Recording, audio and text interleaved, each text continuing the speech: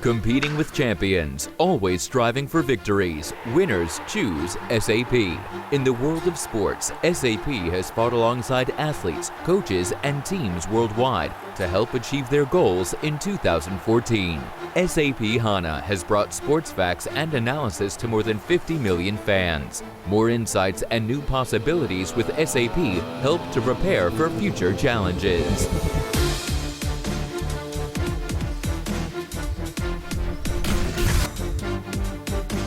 Thanks to SAP, we have the possibility to be very individual with the player, to work fast and smart.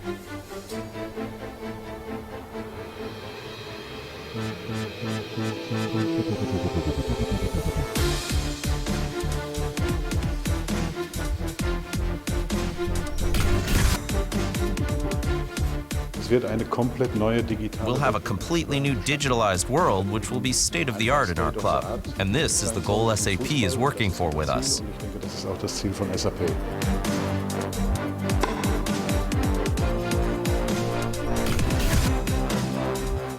SAP is the perfect match for the WTA.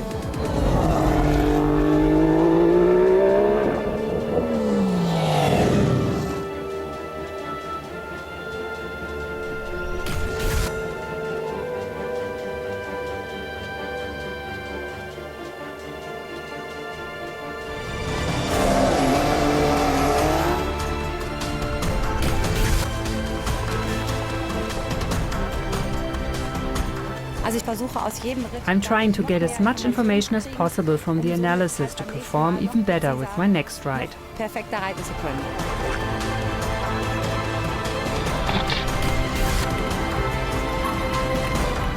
Before we had the SAP Analytics, you were relying on your feeling. And now you are able to compare with objective data.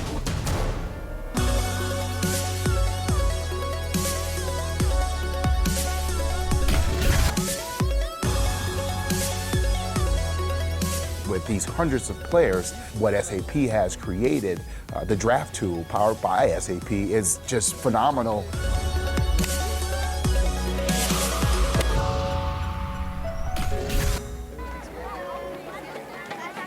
It's quite nice for the fans to get to know the person a little bit different than just hitting a golf ball from A to B.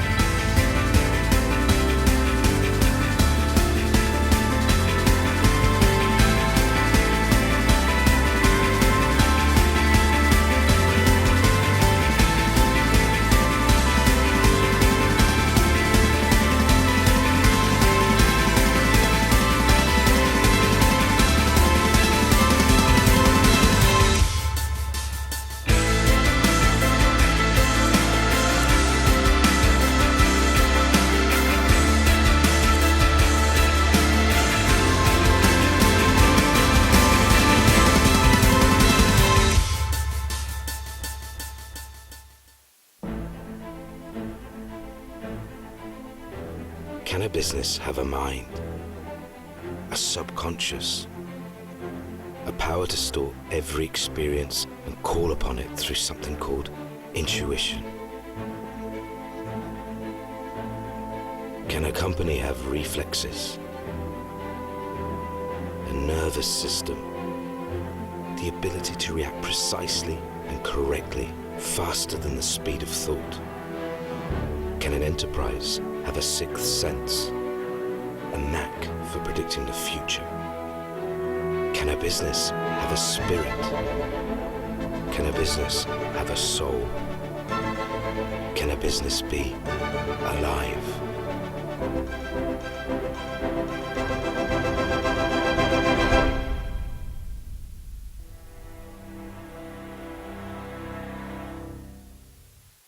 Since first taking to the ice in 1917, the National Hockey League has seen amazing growth.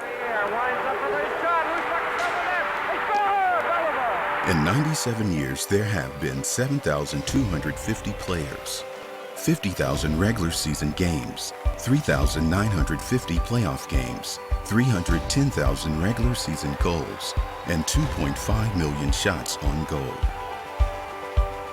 From the first puck drop, the method of capturing, formatting, and distributing NHL statistics has evolved as much as the game itself. The stats landscape right now in the NHL is kind of all over the place. One of the goals is to really make sure that all of the tools that fans need are on NHL.com. With new teams, new markets, new competitors, new media, and new technology, the speed and demands of today's game require the NHL to be more agile, from the back office right down to the ice. The partnership with SAP brings together two best-in-class organizations and uses leading technology to begin building the foundation of the game for the 21st century. What SAP is going to allow us to do is really tell stories, to let our fans go deeper and deeper into the game. Fans are super hungry for content with NHL.com/stats. We're going to deliver a level of insight at the player and team level that hasn't been seen in hockey before. The process for this redesign has really been a true collaboration between the NHL and SAP. It's just an overall updated look and feel. We really want to give the users a clean experience, easy to navigate it, and also give a level of interactivity. The game is so fast and it's so skilled. What we're working with SAP on is how to basically slow that game down through the use of data to be able to give us a digital record of everything that happens on the ice. And with that, there'll be a wealth of new metrics that can then go into, one, the HANA database, and two, the new NHL stats section. Now that they have the authentic data and this great set of tools, what are some new stories and new angles we can tell about the sport of hockey and about the NHL players? The full archives of NHL stats dating back to 1917 will soon be available to the public for the first time ever. So that means all of the new tools that we're giving for advanced filtering and visualizations, fans can now then apply that throughout the entire history of the league. So now you can begin to use that statistical data to compare a Sidney Crosby to a Wayne Gretzky, to a Gordie Howe. The NHL and SAP will continue to look for new insights and innovations that will improve the game. The next generation of hockey is about to begin. I've seen what we've already done since this short period. Such great, exciting things are on the horizon.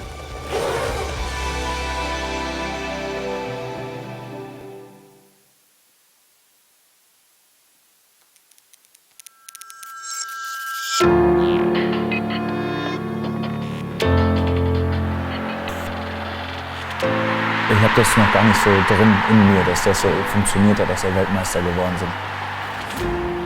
Das war schon unglaublich. Für mich war es natürlich der emotionalste Moment, auch schon mit in meiner Karriere. Wenn man heute sich vorstellt, man ist Weltmeister, dann klingt es immer noch so ein bisschen irreal.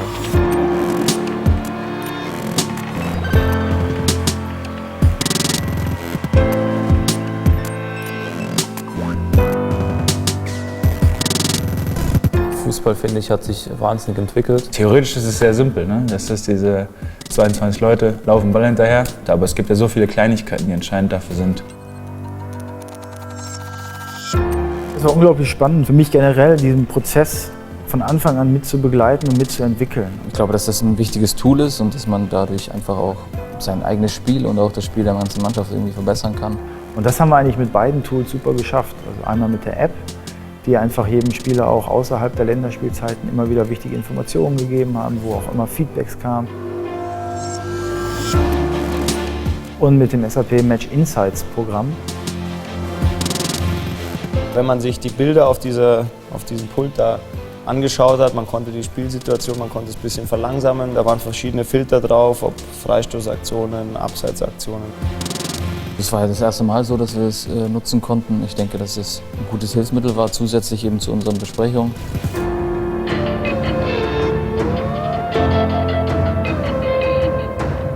Daten können natürlich auch unglaublich viel helfen, wenn sie schnell bereitgestellt werden. Da habe ich Videos auf mein Handy geschickt bekommen, weil wir eine App auch entwickelt haben mit SAP zusammen. Und das war ganz einfach gewesen, das konnte ich unproblematisch von meinem Handy aus immer abrufen. Und teilweise habe ich sogar solche Daten mir auch dann, wenn ein neuer Spieler eingewechselt wurde, in der Halbzeit dann angeschaut.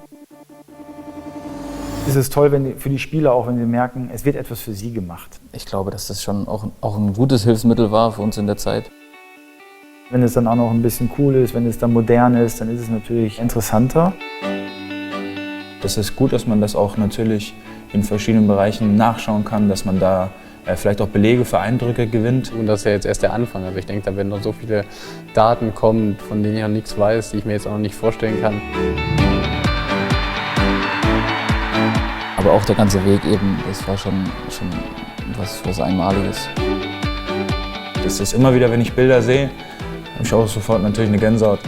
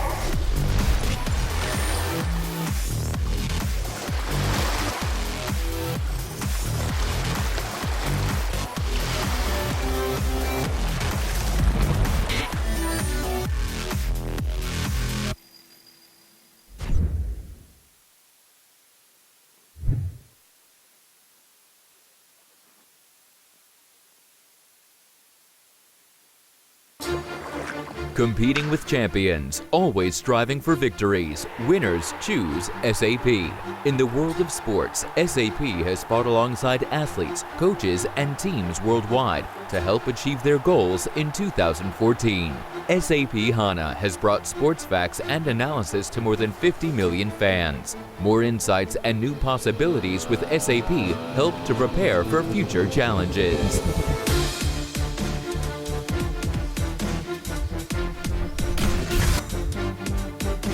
Thanks to SAP, we have the possibility to be very individual with the player, to work fast and smart.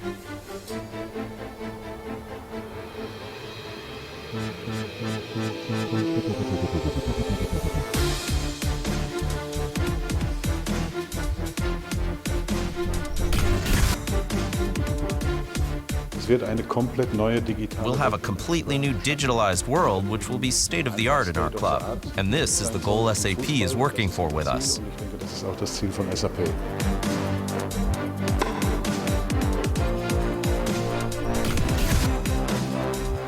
SAP is the perfect match for the WTA.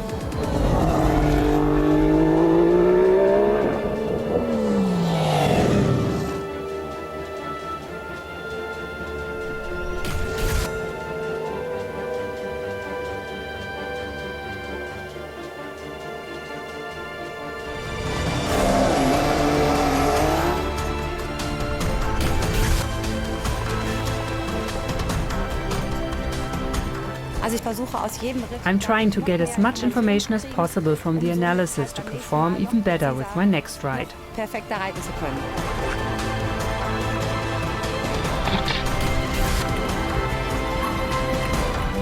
Before we had the SAP Analytics, you were relying on your feeling. And now you are able to compare with objective data.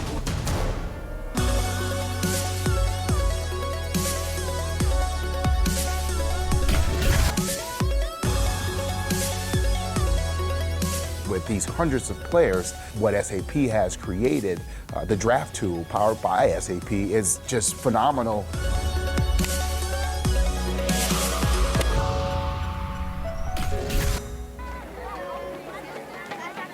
It's quite nice for the fans to get to know the person a little bit different than just hitting a golf ball from A to B.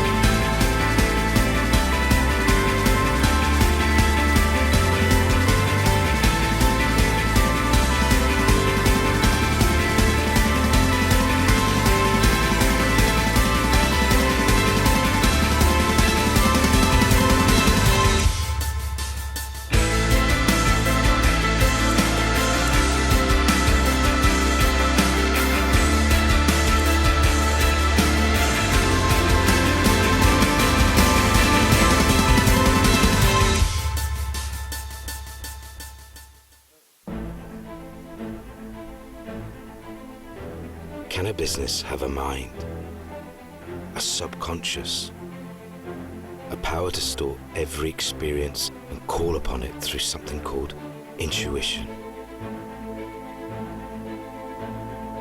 Can a company have reflexes, a nervous system, the ability to react precisely and correctly, faster than the speed of thought? Can an enterprise have a sixth sense, a knack for predicting the future? Can a business have a spirit? Can a business have a soul? Can a business be alive?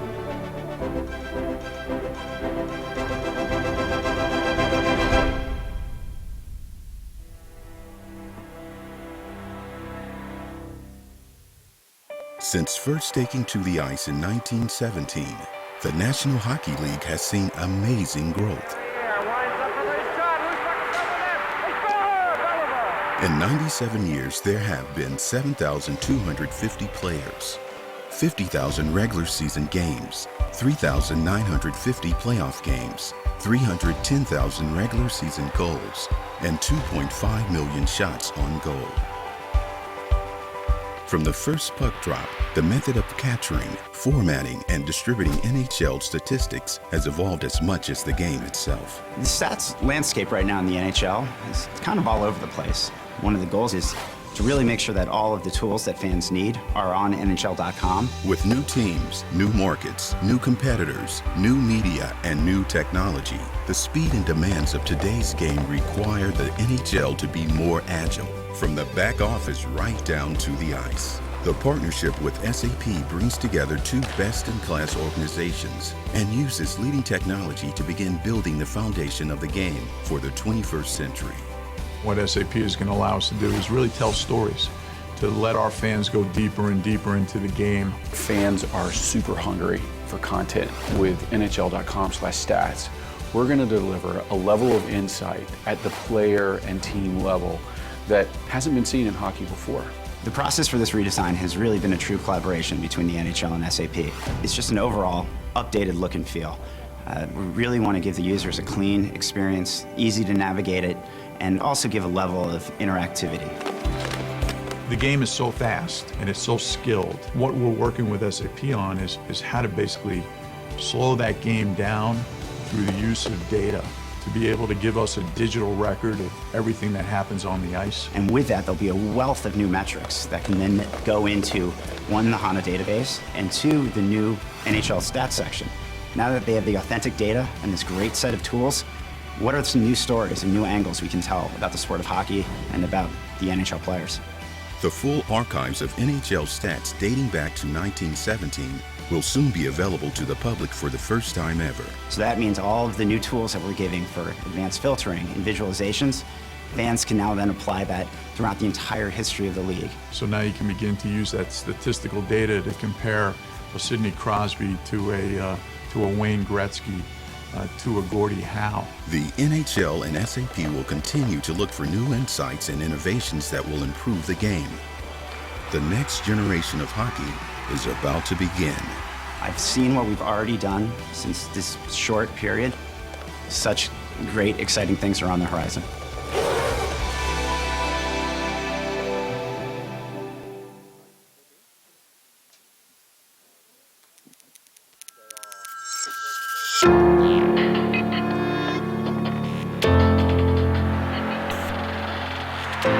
Ich habe das noch gar nicht so drin in mir, dass das so funktioniert hat, dass wir Weltmeister geworden sind.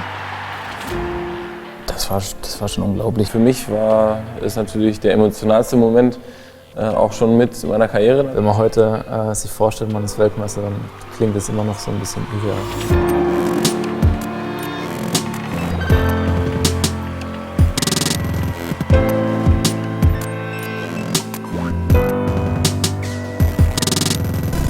Fußball, finde ich, hat sich wahnsinnig entwickelt. Theoretisch ist es sehr simpel, ne? Das ist diese 22 Leute laufen Ball hinterher, aber es gibt ja so viele Kleinigkeiten, die entscheidend dafür sind. Es war unglaublich spannend für mich generell, diesen Prozess von Anfang an mit zu begleiten und mitzuentwickeln. Ich glaube, dass das ein wichtiges Tool ist und dass man dadurch einfach auch sein eigenes Spiel und auch das Spiel der ganzen Mannschaft irgendwie verbessern kann. Und das haben wir eigentlich mit beiden Tools super geschafft. Also einmal mit der App, die einfach jedem Spieler auch außerhalb der Länderspielzeiten immer wieder wichtige Informationen gegeben haben, wo auch immer Feedbacks kamen. Und mit dem SAP Match Insights Programm. Wenn man sich die Bilder auf diesem Pult da angeschaut hat, man konnte die Spielsituation, man konnte es ein bisschen verlangsamen, da waren verschiedene Filter drauf, ob Freistoßaktionen, Abseitsaktionen. Es war ja das erste Mal so, dass wir es nutzen konnten. Ich denke, dass es ein gutes Hilfsmittel war, zusätzlich eben zu unseren Besprechungen.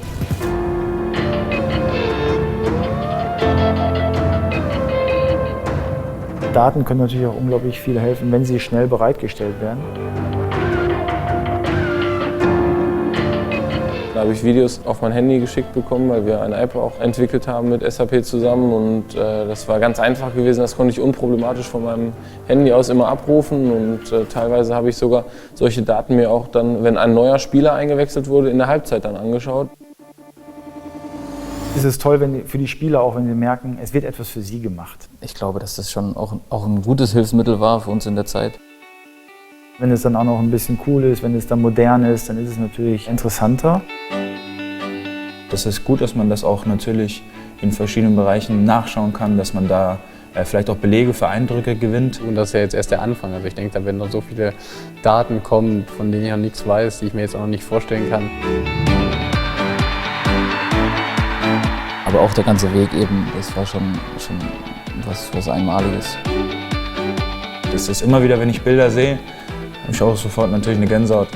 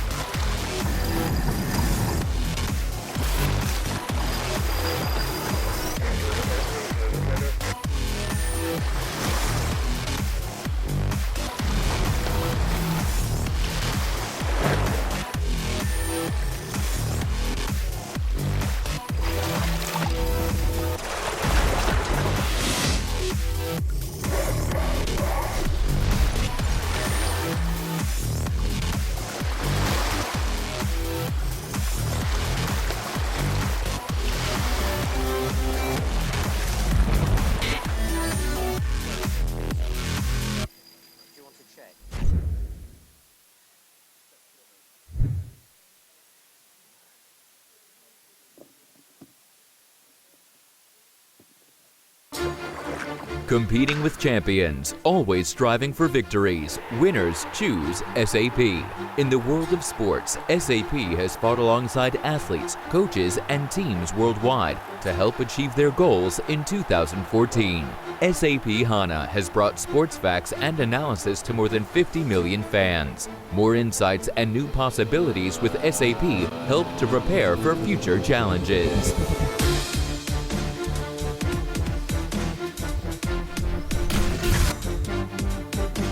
Thanks to SAP, we have the possibility to be very individual as a player, to work fast and smart.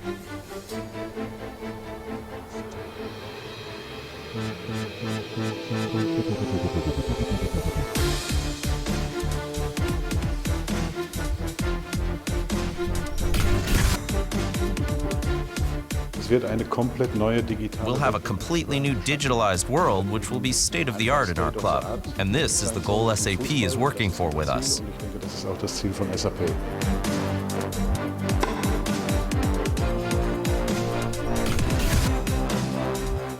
SAP is the perfect match for the WTA.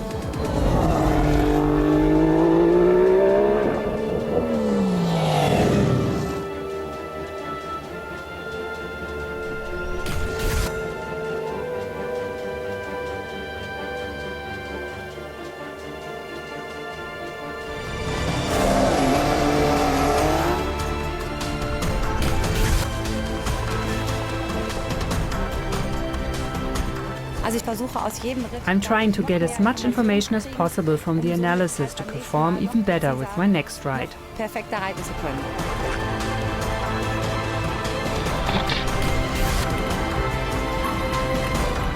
Before we had the SAP Analytics, you were relying on your feeling. And now you are able to compare with objective data.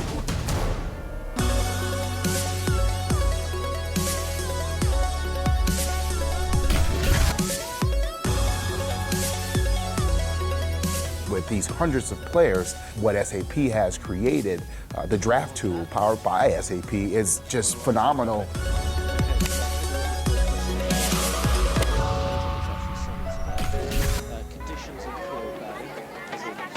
It's quite nice for the fans to get to know the person a little bit different than just hitting a golf ball from A to B.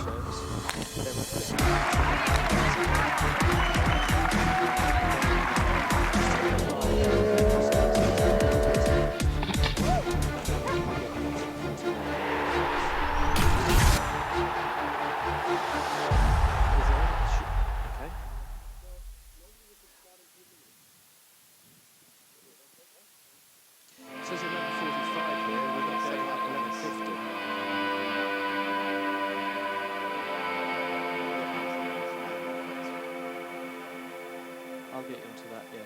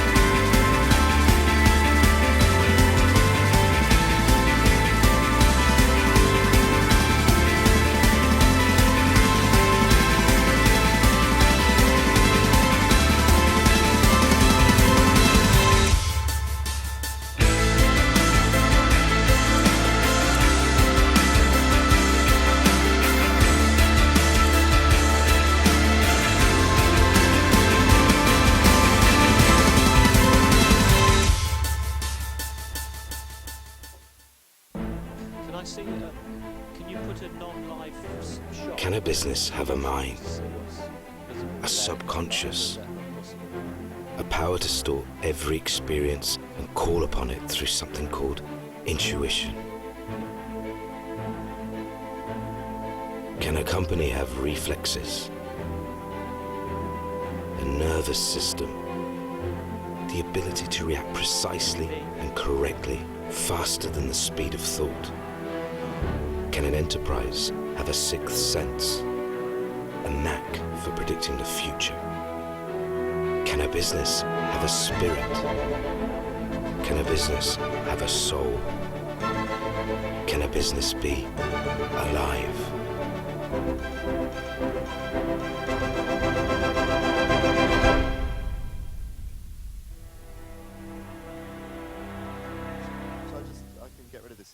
Since first taking to the ice in 1917, the National Hockey League has seen amazing growth.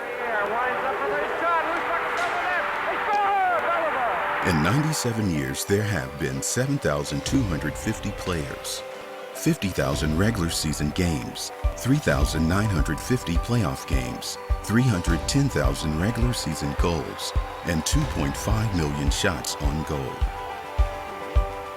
From the first puck drop, the method of capturing, formatting, and distributing NHL statistics has evolved as much as the game itself. The stats landscape right now in the NHL is kind of all over the place.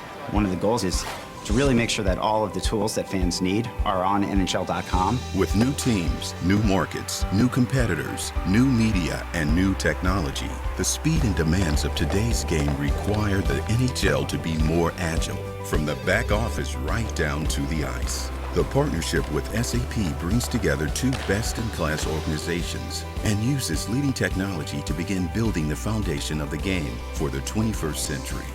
What SAP is going to allow us to do is really tell stories, to let our fans go deeper and deeper into the game. Fans are super hungry for content. With NHL.com/stats, we're going to deliver a level of insight at the player and team level that hasn't been seen in hockey before. The process for this redesign has really been a true collaboration between the NHL and SAP. It's just an overall updated look and feel. We really want to give the users a clean experience, easy to navigate it, and also give a level of interactivity.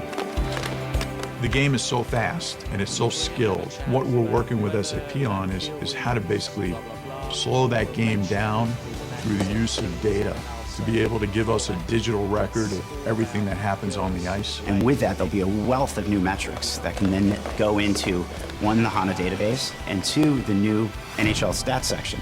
Now that they have the authentic data and this great set of tools, what are some new stories and new angles we can tell about the sport of hockey and about the NHL players?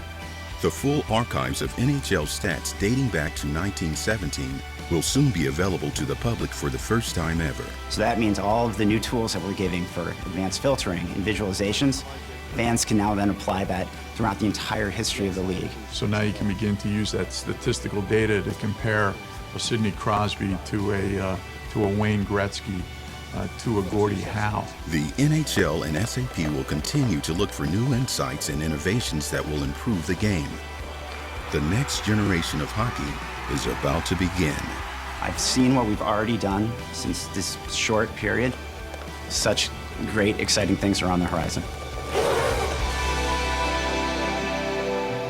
If you need to relax, I tense up.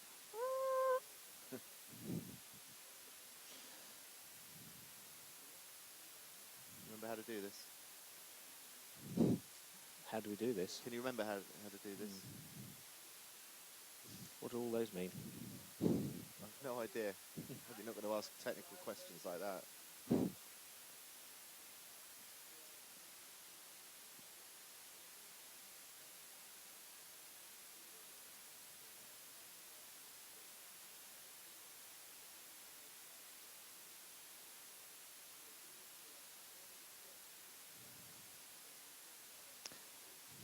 Look what I've got.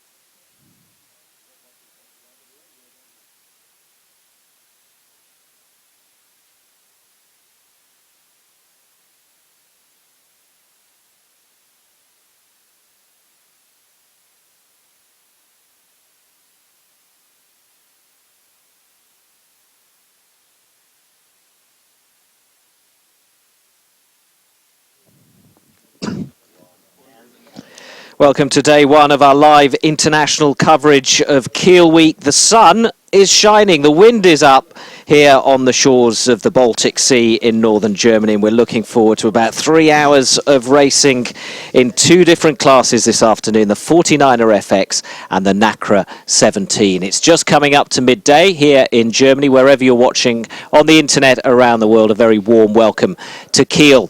This is Andy Rice, who's looking after all the SAP analytics data for us, and we'll be speaking a little bit more about that in a moment. But first of all, we have to comment on the sunshine, because this is an unusual occurrence here. Let's make the most of it. It's fantastic weather here, and we don't always get that in Kiel, it has to be said. So, yeah, it's T-shirt weather here.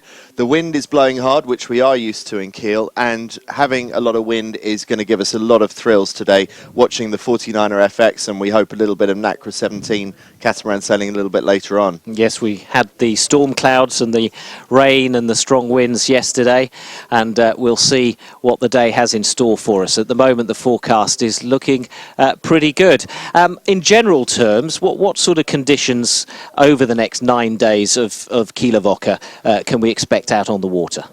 Well, I think you can expect a real mix. We're so close to the shore here, particularly with the course that we're looking at for the TV, and so a lot of local effects. I think you're going to get a bit of everything, but if previous years are anything to go by, generally Kiel Week is a medium to strong wind regatta, which suits the heavier sailors and the sailors that are really comfortable with handling their boats. And boat handling is going to be a key aspect of winning or losing today in boats as tippy as the 49er FX. Really easy to capsize. So 9 days of thrilling racing here on Kiel Bay. Let's just look ahead, as sort of in general terms, really, of what we can expect, what classes are going to perform best here and give us the most entertainment.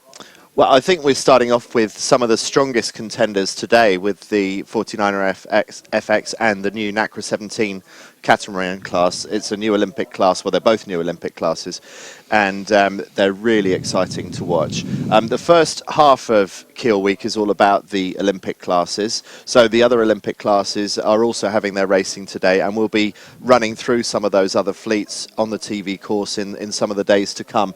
And then by next Wednesday, I think it is, we're on to the medal race day, when we're going to be looking at the final showdown in all of the Olympic classes. And then when we get into the final 4 days of Kiel Week, we go into what I sometimes call the weekend warrior classes, the keen amateur sailors that are racing in some of the other non-Olympic fleets. Well, first up this afternoon is the 49er FX. There are the details on the boat. It's a women's skiff. Lots of ladies out there on the water. Round about 12, 13 boats will, when the data starts to come in from the racecourse, we'll have confirmation of how many are actually starting this afternoon. But talk us through, the main features of this. It's got massive sail area, and if you're going to have massive sail area, you need a lot of righting moment, which means you need a wide boat, and you have the two girls trapezing off the edges of those very wide racks. So there's a lot of power in this boat. It's also very lightweight as well. So it accelerates very easily. It also capsizes very easily. And not only does it capsize sideways, which most boats are capable of, it can capsize forwards. It can do the dreaded pitch pole, where you fall head over heels and being thrown unceremoniously over the front of the boat. It's a bucking bronco in strong winds. And tomorrow we'll see the 49er, which is the male boat, in action.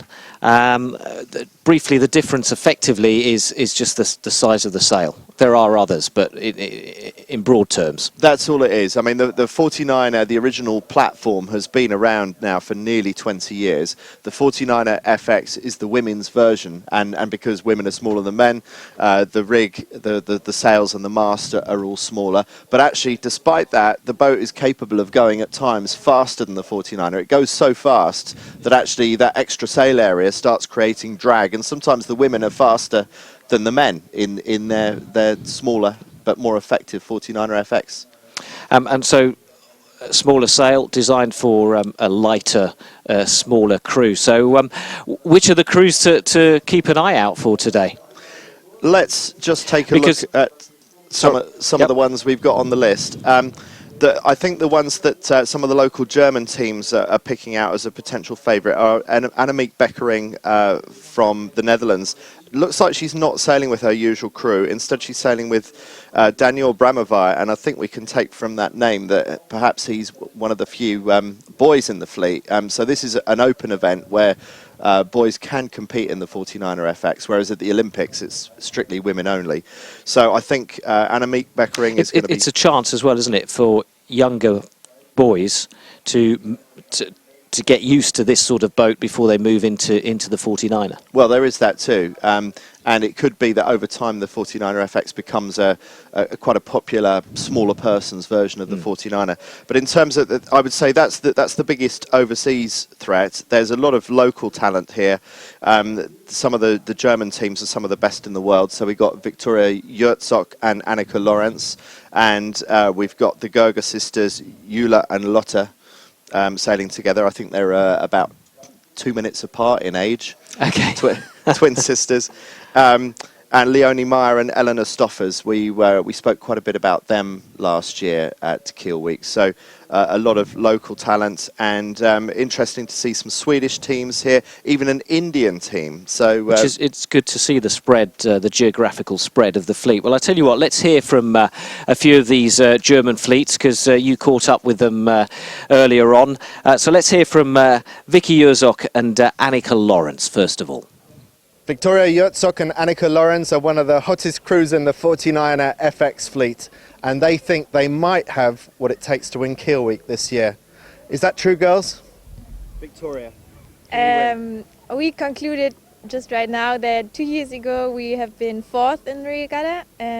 Last year we have been 3rd, so this year we are going to be 2nd, hopefully.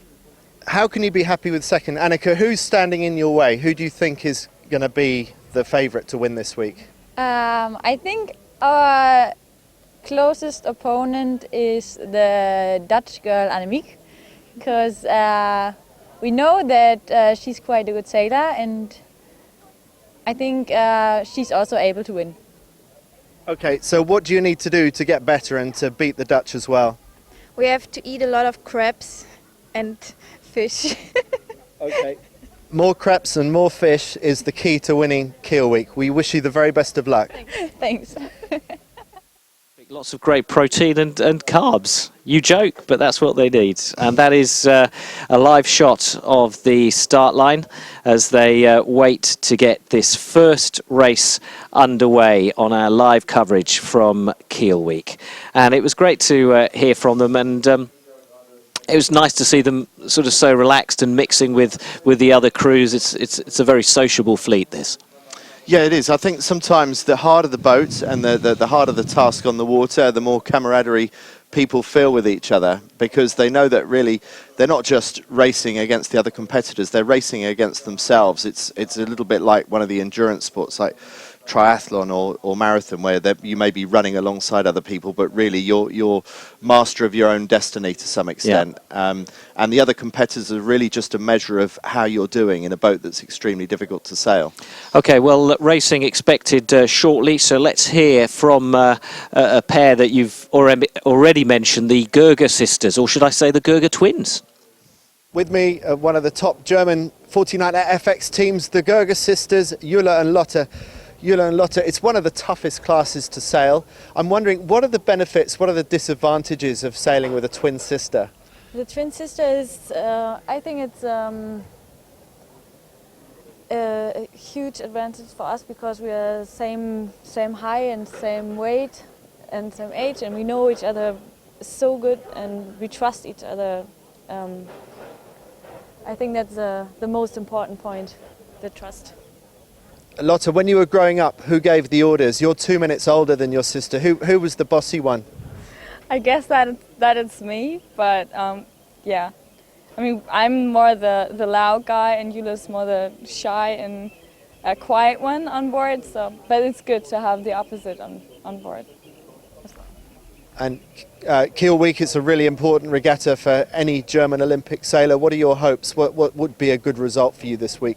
For us, it's good to get into sailing in this week, because we had a 6-week break behind us because of Lotte's arm, and we just sailed once yesterday, so we have to try and get back as good as possible. So Lotte, it's a very difficult boat to get straight back into. Just briefly tell us what happened with the arm, and do you think it's going to hold up this week? Yeah, it happened in Lake Garda. We sailed the Eurosaf event in Garda 6 weeks ago, and it was on the first race day. We finished 3 races, and after the finish we nosedived, and Jule fell on my arm, which was laying on the boat, and so she squeezed the bone and the muscles and everything that is in there, and it took me a long time to recover from that, and now I'm close to everything's good again. And we will do our best. But I think it's, I have to eat some painkiller this week, but it will be fine, I guess. We hope it will be fine for you. Thanks for joining us, and we wish you the best of luck this week at Kiel Week. Yeah, thank you. Yeah, it sounded like a dreadful arm injury, that. But let's have a look now at, as we look at the Indian boat there that we were talking about earlier, let's just have a look at the course that these ladies are going to have to negotiate.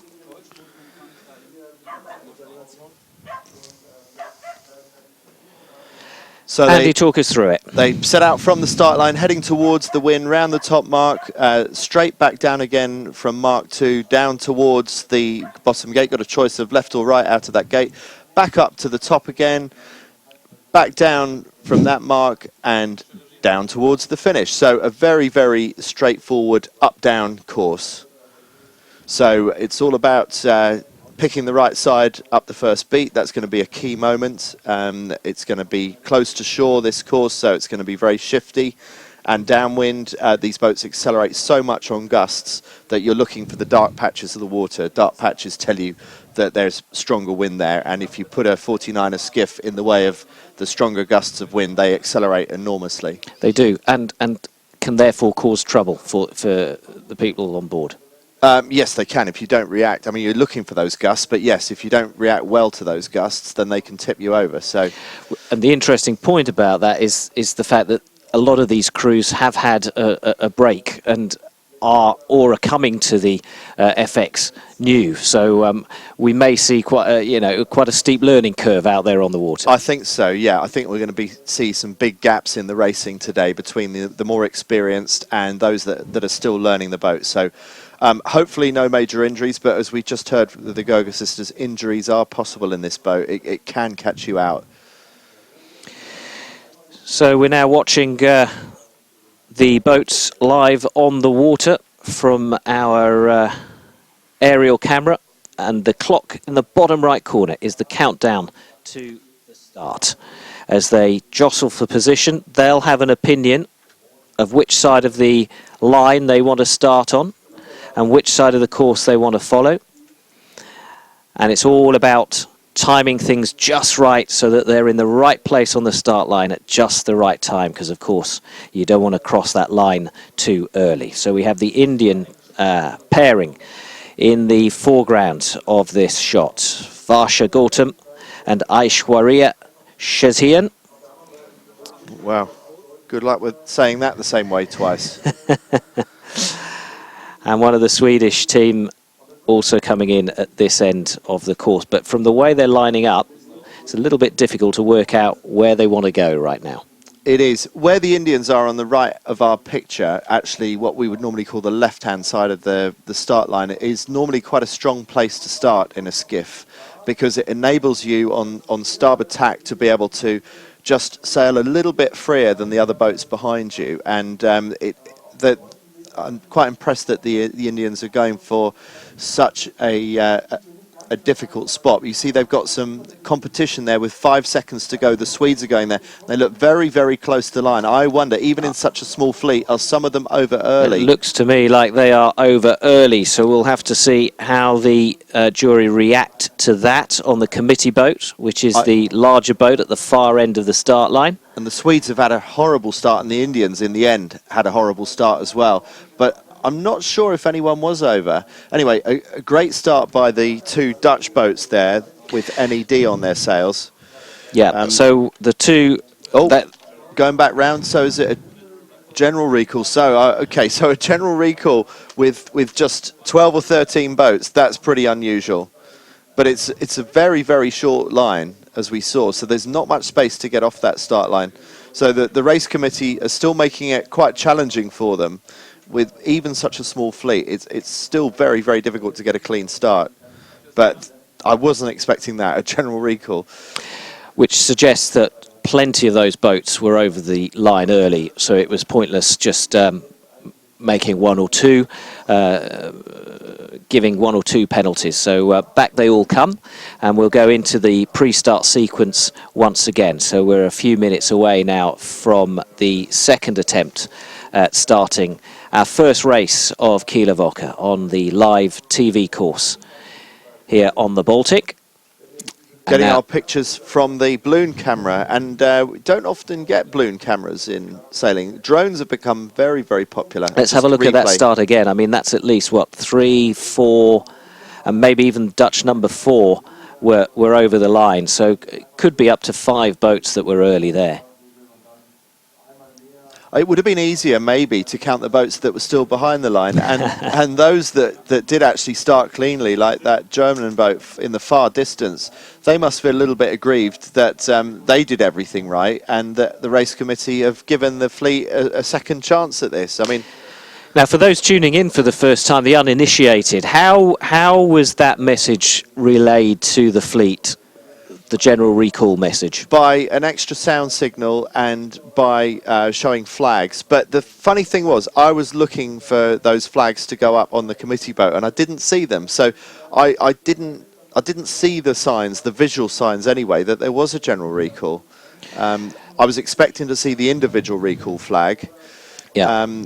but that didn't go up, and I didn't see the general recall flag either, so I must have missed that. But anyway, it's a combination of flags and sound signal that tells the sailors that they need to go back round. Sometimes the sailors still don't take any notice of that because they're so focused, so sometimes they have to send a chase boat off to zip round the front of the fleet and to herd them all back to the start line. And of course, with the boat working its way through the chop, the focus of the sailors on board, and more importantly, the noise of the wind in the sails, it does make communication out there very difficult. So I guess it's a case of as long as the boat at the front realises and turns round, then everybody else is going to look up and take notice and realise that it's a general recall. And that boat is the boat that many say is the favourite to win this competition. And Mieke Bekkering and Daniel Bram-Ewer of the Netherlands, with 3.5 minutes to go to our second start. That's a fairly nice fast turnaround, and let's hope we can get this fleet of FXs away cleanly on the second attempt. Lovely pictures coming off the water, the blue skies, and the sea looking absolutely fabulous. In the background there you can see some of the white sandy beaches that this part of Germany is famous for, especially when the weather looks like this. A real festival atmosphere in Kiel for Kiel Week. It's not just about the sailing. The city itself is in party mode. There are sound stages dotted around. We certainly know about it.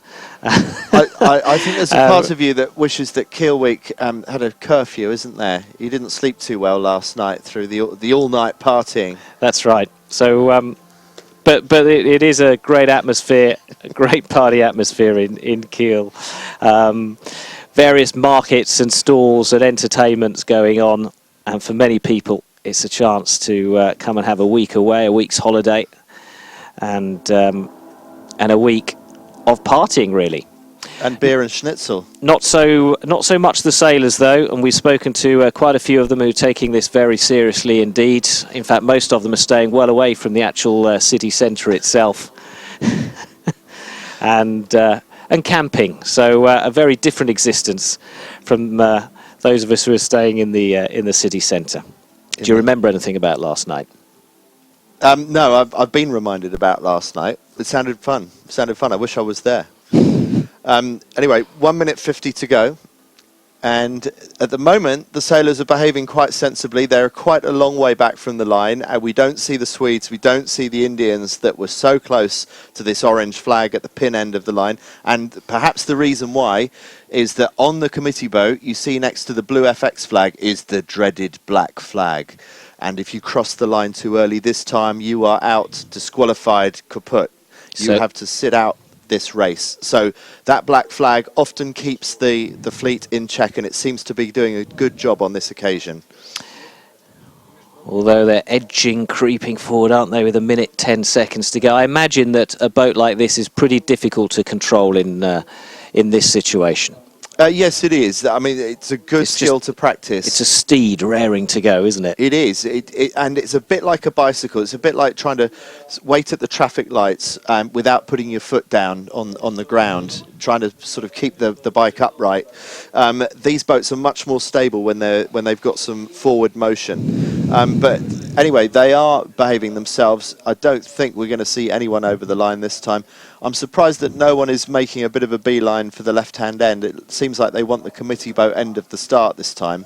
I think with a few more seconds to go, we'll start to see some of the boats starting to populate our near end of the line near the orange flag on this small orange rib.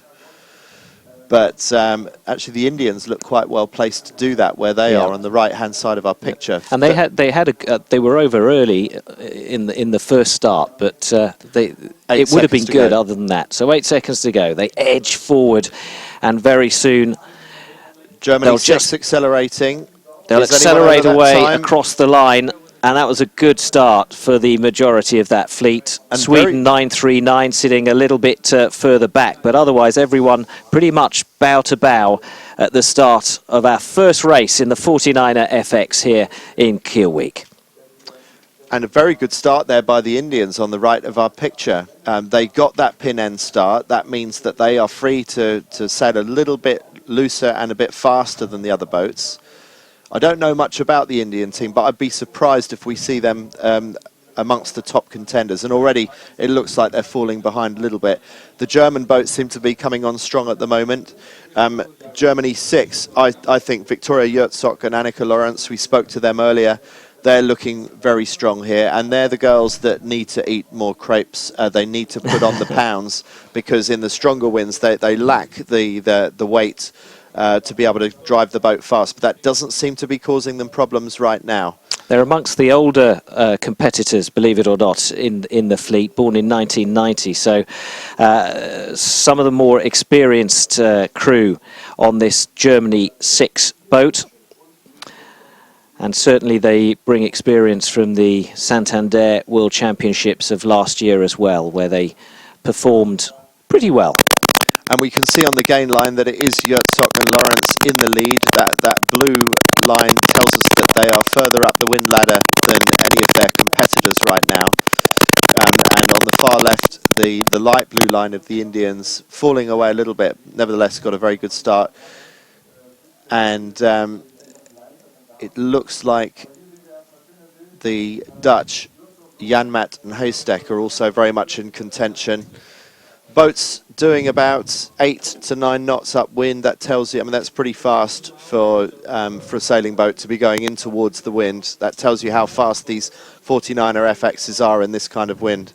All these boats have trackers on board. It's like a GPS, really, sending information back, and we can see the start again, a replay of that. A good one, as we've said, for India 171, and I guess a real connection between this class of boat and the Indian subcontinent. Their sails are made mostly in Sri Lanka, I believe. Yeah, that's true. So a good start for the Indians. They've fallen a little bit further back now. And certainly all the favourites at the front of the fleet at the start. They'd learnt their lesson from the false start at the beginning, but we're back live now with 2 of the German boats. And that is the leading boat on the left-hand side of the screen, being closely chased by their compatriots, Leonie Meyer and Elena Stoffers, who made it to the medal race in Jerez. How do you want to pronounce it, Andy? Jerez? Yeah. Hyères. Anyway, France. They made it. I know where it is. They made it to the medal race at the World Cup there recently. So plenty of pedigree in the German fleet. By contrast, the British team trying out some new names. And it will be interesting to see how they perform today. So I was saying that these boats carrying trackers that send the data back, and it's all processed by the SAP analytics team here in the studio. And that's bringing us the information that you can see both in the top left corner and what we call our mini-map in the bottom right, which doesn't just show you the position of the top 3 boats there, but it also gives you an idea of the wind direction and how that is slanted on the race course. More about that later, though, as we watch Germany take control of positions 1 and 2. Not much between those first 2 boats, but a gap developing between 2nd and 3rd already. The Dutch teams, including the favourites for this competition, Beckering and Bremerve, in 4th place.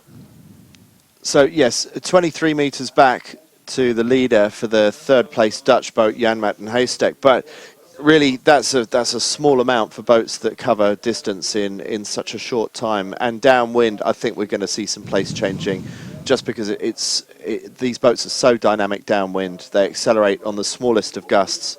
So it's very difficult to defend your lead in a boat like the 49er FX. We're showing you all our little box of tricks here. So we've got the live pictures, we've got all the data coming off the water, and that all helps to make this picture that we're seeing, our 3D graphics, telling us who is in the lead, the angle at which they are sailing, and the yellow line that shows the leader's position.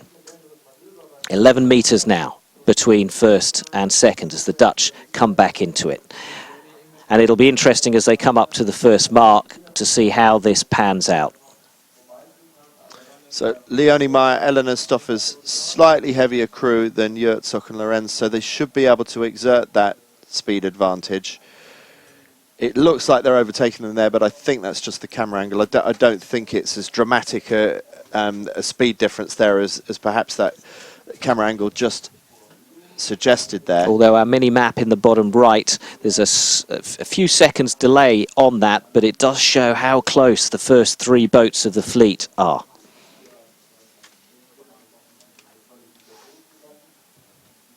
And look how hard the crew is working at the front of the boat. That's Eleanor Stoffers. She's constantly trimming that main sheet, the rope that controls the mainsail of the boat. It's a relatively straightforward job at the back of the boat to steer the boat. I mean, there's a lot of precision involved, but there's not as much fitness involved as there is for the person doing all the hard work at the front of the 49er FX. Just going into attack, and let's see how they take this tack. Running straight through, jumping out onto the handle. And there's the mark. Beautiful tack there by Meyer and Stoffers. And this is a higher level of boat handling than we saw 2 years ago when we saw the 49er FXs here for the first time at Kiel Week. Yes, on the previous camera angle, that mark looked very close, but it's a little bit deceptive sometimes out on the water. But not far now. Here we go. And around Mark 1, they've got a spacer mark, so they've actually gone around 2 marks here. Straight downwind now. Get that spinnaker up as quickly as you can. Get it set. Accelerate away from your competitors. That's what you want to do. Build the speed. Nasty chop there for the boat going round in second. But right now, I'd say the conditions out there are about as good as they get for a 49er FX. Yeah, it's challenging without being survival. These are nice conditions. They could cope quite comfortably with another 5 knots of wind speed. Look at that planing along there. That's beautiful. They've got that set up nicely. And these pictures illustrate why people go 49er racing. And one of the 49er FX girls that we spoke to earlier, she commented, I think she was from Sweden, wasn't she? And she was. It was Rebecca Netzler. Rebecca Netzler, and saying who's how an much ex-laser sailor, isn't she? Yeah. And she's moved into the FX. And it was the best thing she's ever done in her life, making that switch from the laser to the 49er FX. That's what she said. Slightly dumbly asked, oh, why is that? She goes, because it goes fast, is what she said. So Leonie Meyer, Eleanor Stoffer's gone through a jibe there, and it looks a bit soft for breeze there. And you look at the boat behind, the Dutch boat, number 4, it's in stronger wind and going, it looks like a better angle. So I think the leaders are trying to defend their lead against an attack from the far side. And you see that Beckeringer and Bramover have possibly moved almost onto par with the leaders and maybe even taken the lead. So it looks like the previous leaders who we're looking at now, Meyer and Stoffers, have missed out on a critical gust. And we said how important these were earlier in such a dynamic boat as the 49er. An extra couple of knots of wind speed can give you 2 or 3 knots more of boat speed.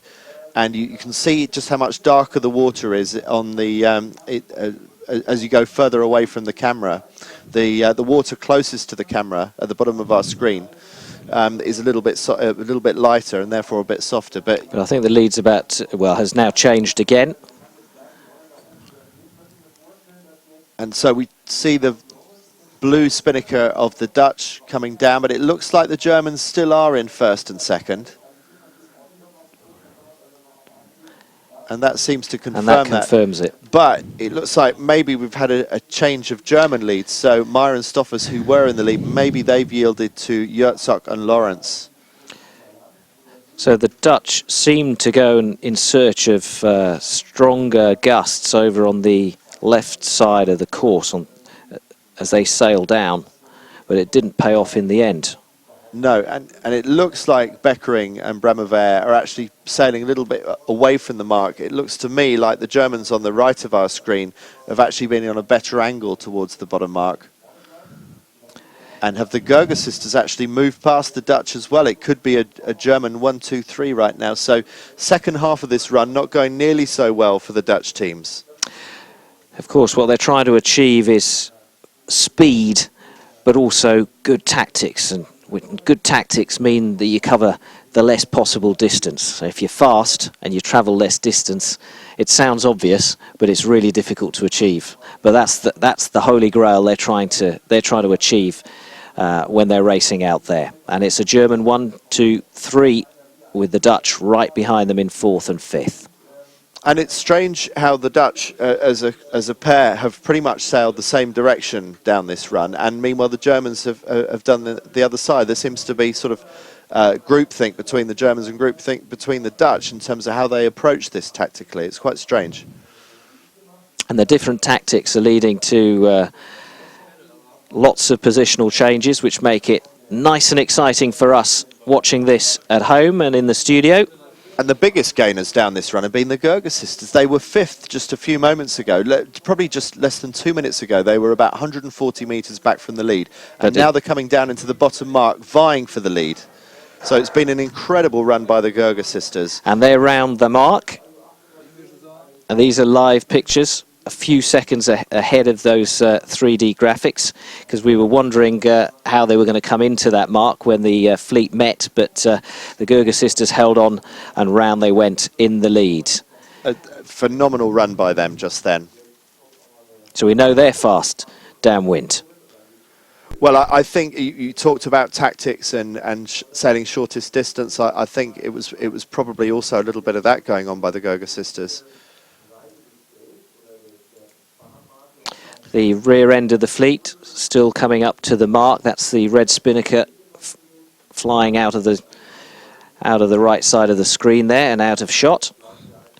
But we are focusing on Germany 810, Eula and Lotte Gerger.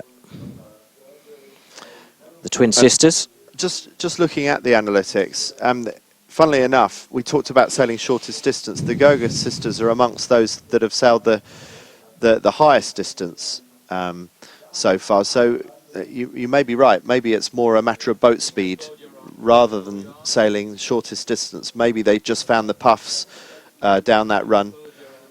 Oh dear, and you can see just at the front of this boat, which is the Gerger sisters in the lead, they didn't quite have time to fully get the spinnaker away, so they got that bag of, looks like a bin liner, but it's actually a very expensive spinnaker that didn't quite get time to get pulled away fully. So that's a bit of extra windage, but it's just not worth them spending time going into the middle of the boat and tidying that up. It's better to get the weight out on the trapeze, which means they're going to be a little bit untidy up this run, up this beat towards the top. It's going to slow them down? Yeah, marginally. You certainly wouldn't choose to start a race like that, but it would require Lotte, the crew, to run into the middle of the boat and get that spinnaker fully put away, which would slow them down. It's interesting, this shot, because you'd think the Dutch were in second place there, coming very close to their compatriots. Yeah, that was almost a coming together between two boats there on the right of our screen, and you don't often see close engagement between 49er FXs like that. But Germany 6 coming out, still in second place. But a long way back now, I mean, 90 metres back, and the Gerger sisters have managed to translate a small lead around that gate into a really big lead of over 100 metres and extending. So not bad for a pair that haven't sailed together in this boat for a while because of that arm injury. They had to take a break, but obviously haven't forgotten what they have to do. They'll be really pleased by this, and what's also even more pleasing for them is just how quickly they're pulling out on the rest of the fleet right now. And they've just put in a covering tack there because most of their competition is off to their left-hand side, our right-hand side of picture as we look at it. And that spinnaker flapping around at the front of their boat doesn't seem to be slowing them down at all. Well, it doesn't look like these girls have been out of the boat for 2 or 3 months. And they're making it look very easy. They look like they're out there on a cruise. They do. It's funny. I mean, the better a boat is sailed, the easier it looks in a way. It really disguises just how difficult these boats are to sail when you see them being raced and handled so well as we are now. And I don't think we've seen any capsizes in this race so far. No, and apart from that coming together between the Dutch crews, it's been a fairly smooth, straightforward race, and one that's been pretty thrilling, thanks to the performance of these twin sisters. Talking to each other the whole time, and I'm sure there'll be a little bit of, what's the term, telepathy between these twins. That's got to be one of the benefits of having grown up so closely together, is as there are things that probably don't need saying. They just understand it so well. Notice how they jump out on the handle and they hook up onto their trapeze harnesses afterwards. That's the quickest way to get your weight out effectively through attack. So Lotte hooks herself on, and then she keeps her twin sister waiting for a while until she hooks her up. So took a while for them both to get hooked onto their trapezes there, and you've got to have strong arms to be able to just hang there. 5 German boats taking part in this race. We've got the ones at the front and 2 right at the back, bringing up the rear as well. The British crews, of which there are 3, are towards the back of the fleet in 10th, 11th and 12th. And Gerger sisters, they've sailed a phenomenal last lap. They had a great climb through the fleet from 5th or possibly even further back on that previous run, and they've just capitalised on this beat, putting 130 metres between themselves and the next boat, their compatriots Herzog and Lorenz. Kiel, a busy port, cruise ships visiting on a regular basis, bringing plenty of tourist cash to the area, and also a main hub for ferries travelling to Scandinavia and back. It's just across the sea. It's not a long trip over to Sweden, and of course a working dock as well, so plenty of container ships coming through. But this week, especially with Kiel Week, we've got tall ships and all sorts of crafts enjoying themselves out on the bay just off the coast. But the TV course is not far from where we're sitting, not far from the shore, and you could watch it from the marina. And there's a big tower that you can climb up and watch what's happening on this course closest to us. But if you can imagine, the bay is divided up into a number of courses, quite a few of them, and different classes are competing on those courses throughout the day. So much going on, so much racing happening here at Kiel Week. Watching the race leaders go through attack, and you can see how much lighter the breeze is. They're not jumping out with the same force onto the trapeze. They're suddenly sailing the boat a lot more softly and sensitively than they have been. It was much more aggressive, their previous attack. So as they come up towards the top of the course, they're much closer to the land, and the breeze is really dropping out at this top end. So that possibly offers opportunity for some of the other boats to catch up. But they seem to be back in a good seam of breeze now, as they're just about to go around the windward mark for the second time, and now the gust is really hitting. So the breeze is changing very dramatically, very quickly. And now this will be their chance to sort out that spinnaker. As they come round, they'll release that. That's one less armful of spinnaker they've got to hoist, because it's already out of the chute. So that's one of the minor benefits of having not got it away properly the previous time. But here we go. She pulls on that rope. Up it goes, it fills with breeze, and you'll see them accelerate away in just a few seconds. And going for an early jibe now, so they've seen a gust of breeze that they like on the far side of the course, and they've decided to go after that. Spinnaker collapses briefly, but they're up and running, and they've got a really nice lead out on the second place boat, which is just about to go around the spacer mark. That's Herzog and Lorenz, who were leading this race in the early stages. Germany 6. As you say, coming round the mark as well, and with the Dutch right behind them. Sorry. That was a beautiful jibe set by Schilksee and Lawrence. So they decided they wanted to jibe straight away. They were hoisting the spinnaker as they went through that manoeuvre. That's one of the most complex manoeuvres and potentially one of the most hazardous, but it wasn't too windy at that point, and it was all about getting into this better breeze on the far side of the course. Teamwork's so important when sailing this boat, when doing these manoeuvres at speed. You have to know exactly what your partner is doing and what the helm needs you to do if you're the crew. And also, if things don't quite go right, it's a case of knowing how to react and reacting as quickly as possible. It's a boat that requires a lot of athleticism. And they look nicely powered up there, the race leaders, but it is a little bit softer at times than it has been earlier in the race. But they're fully stretched now, just the crew adjusting her trapeze height. The lower you put yourself on the trapeze, the more power you have, and the more you can hang on to the power in the sails. But the closer you are to getting a teabagging. A dunking. Yes, another way of putting it. Running into a jibe.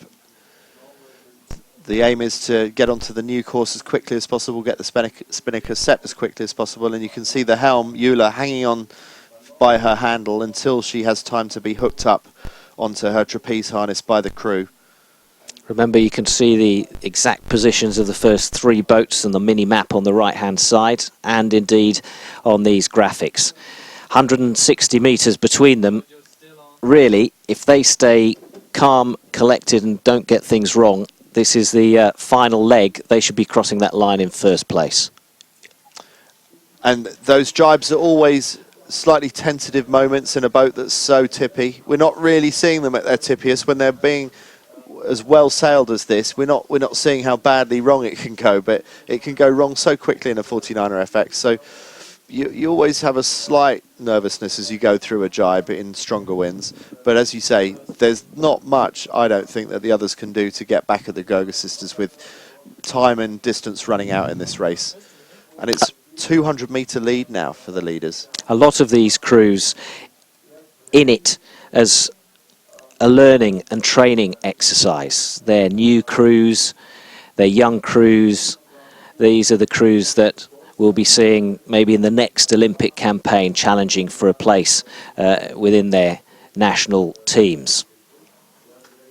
So a real mixture of experience and youth, but right now it's the experienced teams that are out on top, as you'd expect. They've kept it simple, they've kept it together, and they're out in front showing that they really know what they are doing.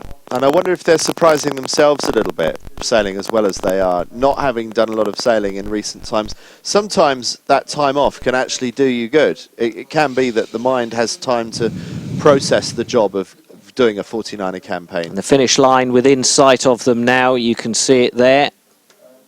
Very much exactly the same as the start line. The same committee boat and the mark at the... here we go, as they come up to the finish line, the sisters from Germany. Germany 8-1-0 cross the line in first place and take the first race of the 49er FX here at Kiel Week. And they've had a blinding race for a pair that were a little bit concerned because they hadn't had much time on the water recently. They've forgotten none of their experience and skills, and they've taken the first race home. By a proverbial country mile. I mean, 200 metres on such a short course is a significant distance.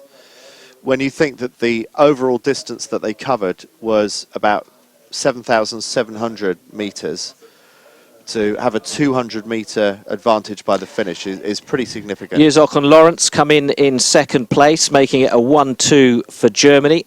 And now let's just see how far back the Dutch are. They should be coming into shot on the left-hand side in just a moment. There they are. They cross the finish line.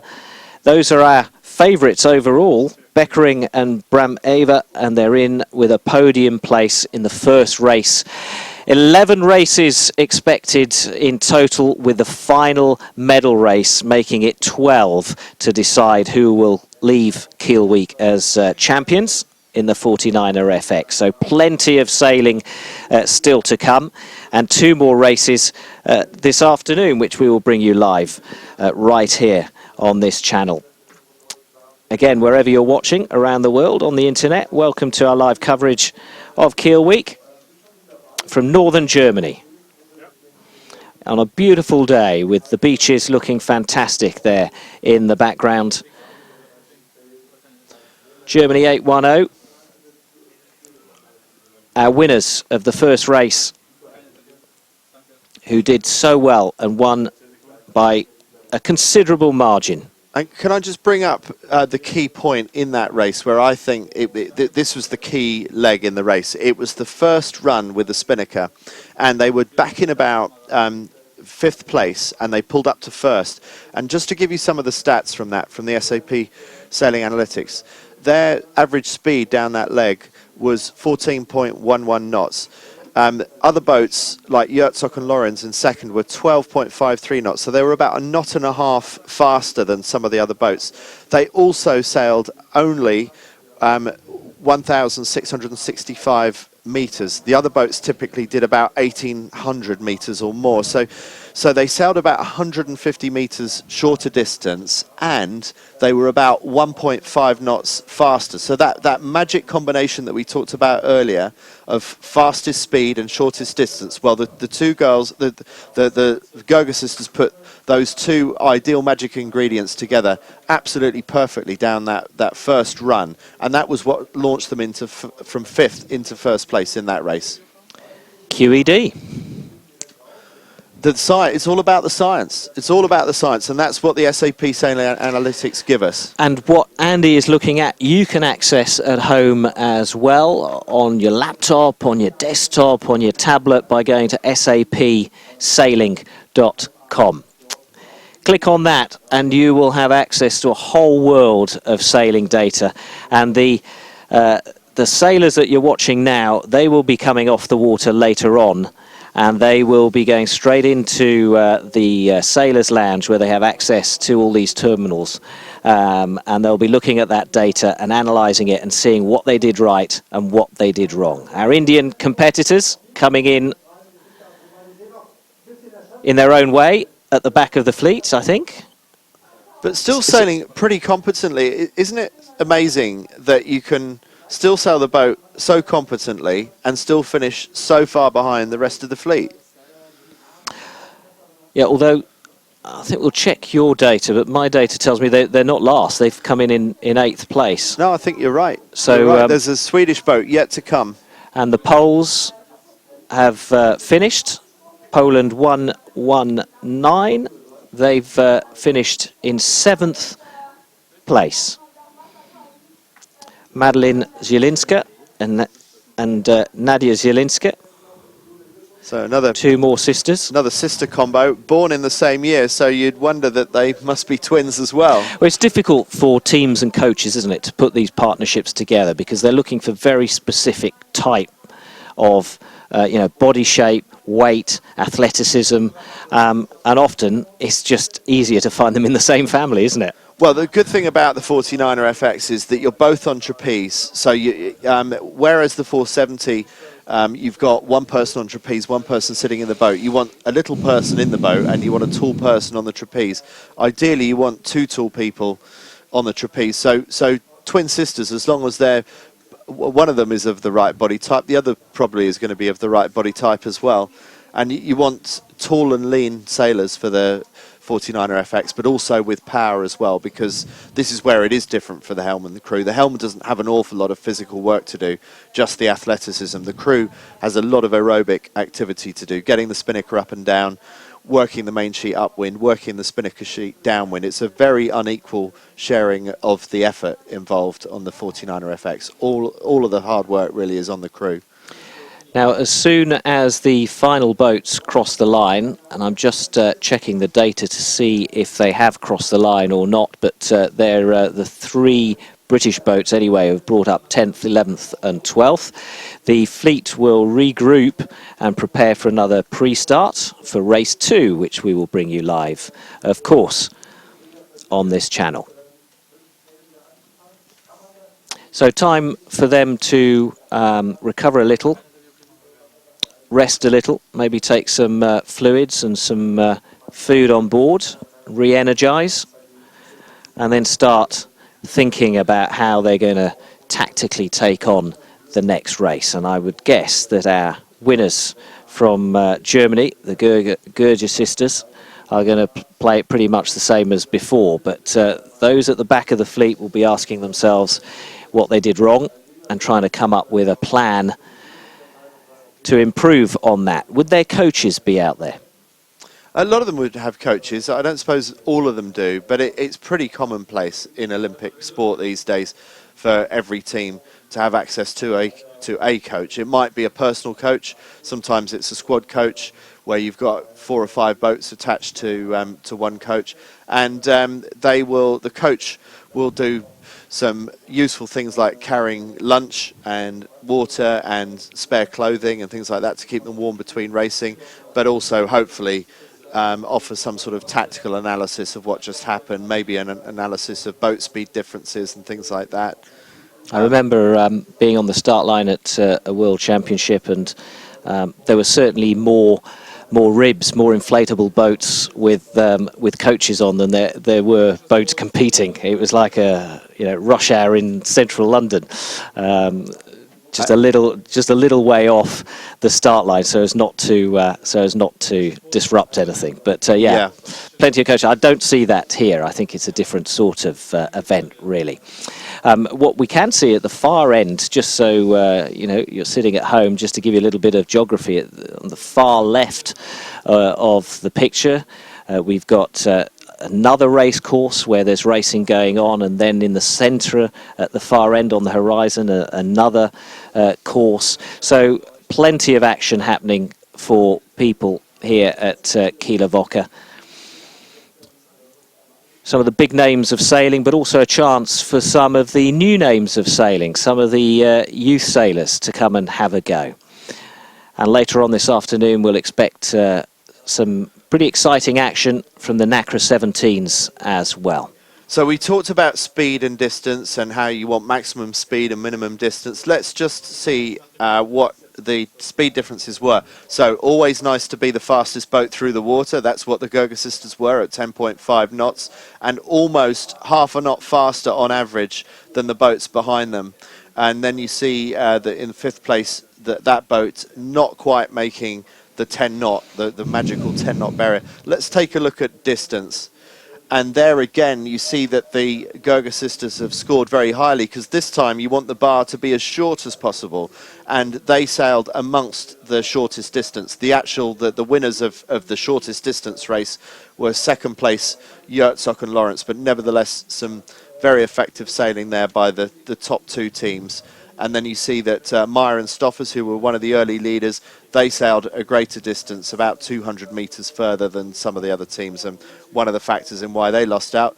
And we see standout number of manoeuvres. Ideally, you want to normally minimise manoeuvres in a boat that's relatively slow to tack and to jibe. So Beckering and Bramovaya, the standout manoeuvrers there with 18, but everyone else pretty much of a muchness with 13 or 14 manoeuvres.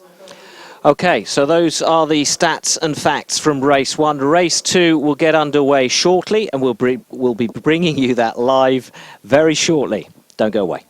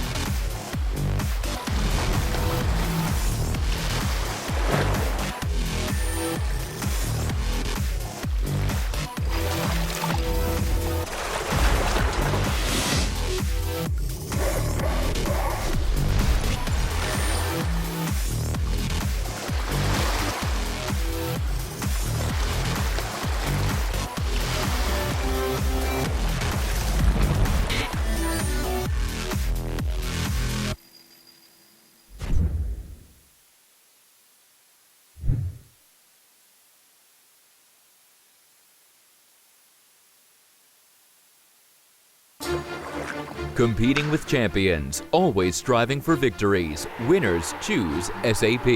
In the world of sports, SAP has fought alongside athletes, coaches, and teams worldwide to help achieve their goals in 2014. SAP HANA has brought sports facts and analysis to more than 50 million fans. More insights and new possibilities with SAP help to prepare for future challenges.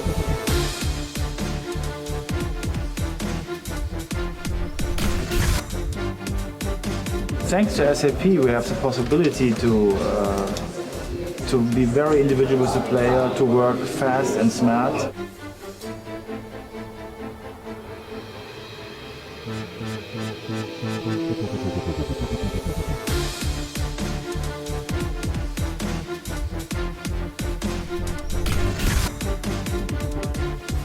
We'll have a completely new digitalized world which will be state-of-the-art in our club. And this is the goal SAP is working for with us.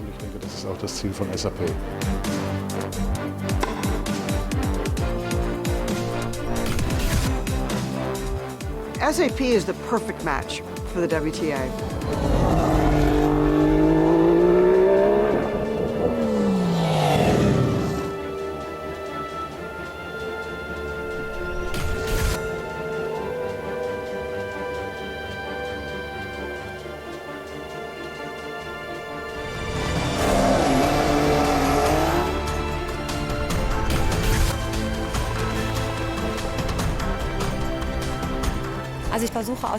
I'm trying to get as much information as possible from the analysis to perform even better with my next ride.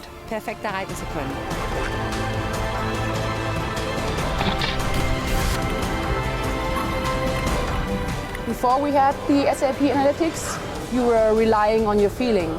And now you are able to compare with objective data.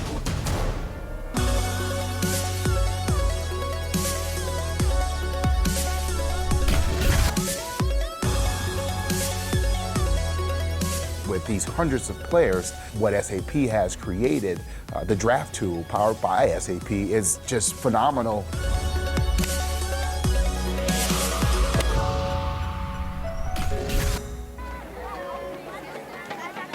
It's quite nice for the fans to get to know the person a little bit different than just hitting a golf ball from A to B.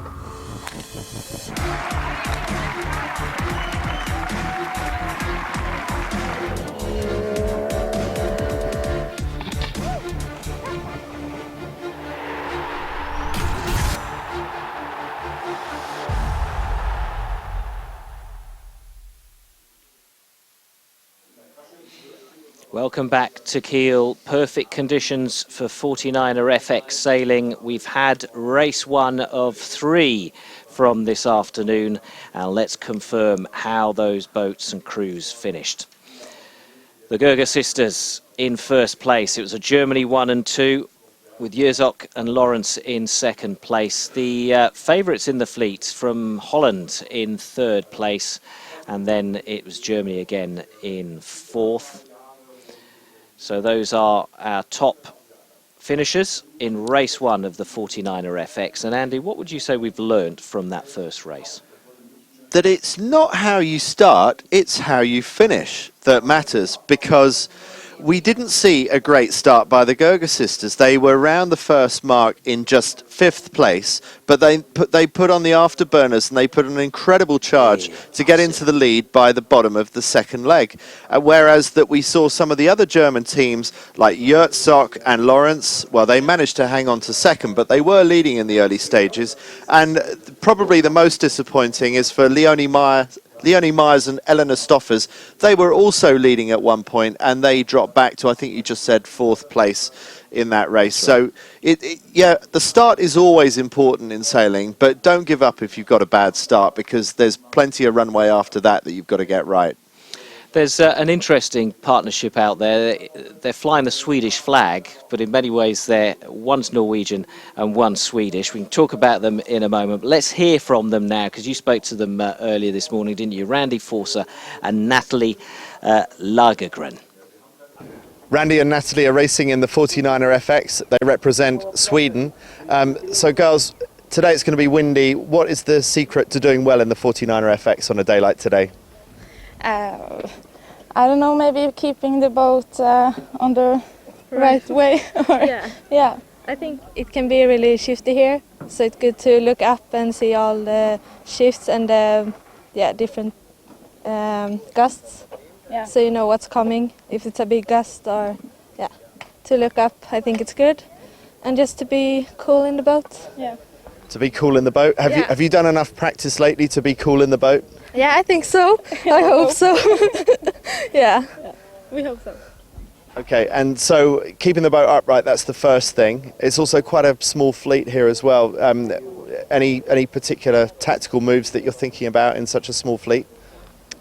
No, just we will just try to do our race, and hopefully, we'll be somewhere in the middle. That's our goal, and then we'll see what happens.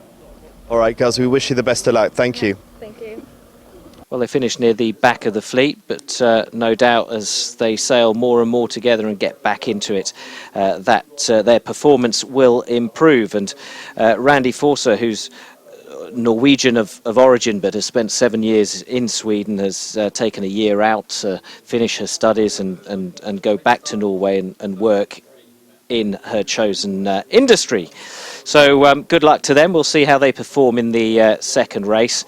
But right now, it's difficult to see how anyone is going to catch the Gerger sisters. Oh, I don't know about that. I mean, there's some quality sailors there amongst the other top 4 or 5 here.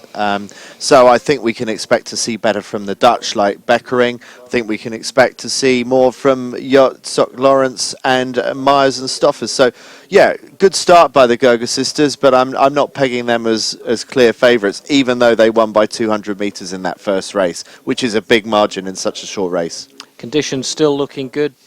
No change in those conditions forecast. I'm looking out at the beautiful scene that is the Olympic Centre, the Olympic Sailing Centre, just to the north of the city of Kiel here on the Baltic. So it's seen some real moments of high drama in sport as this sailing centre over the years, since the early 70s, and I think they're hoping to host some more major events again in the future.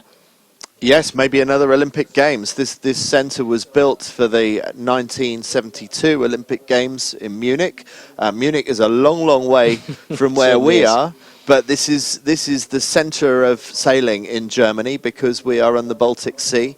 So we're at the north end of Germany, and Kiel is, and particularly Kiel Week, is sailing central. I mean, there's just nothing else like it that I can think of in the sailing world in terms of the breadth of sailing competition that you have here, from the smallest dinghies up to some of the biggest yachts. And we've even seen, we were trying to work out on the horizon today whether we were seeing a trimaran. It was a 60-foot kind of trimaran, whether it was fully hydrofoiling out of the water or not, but it was flying along.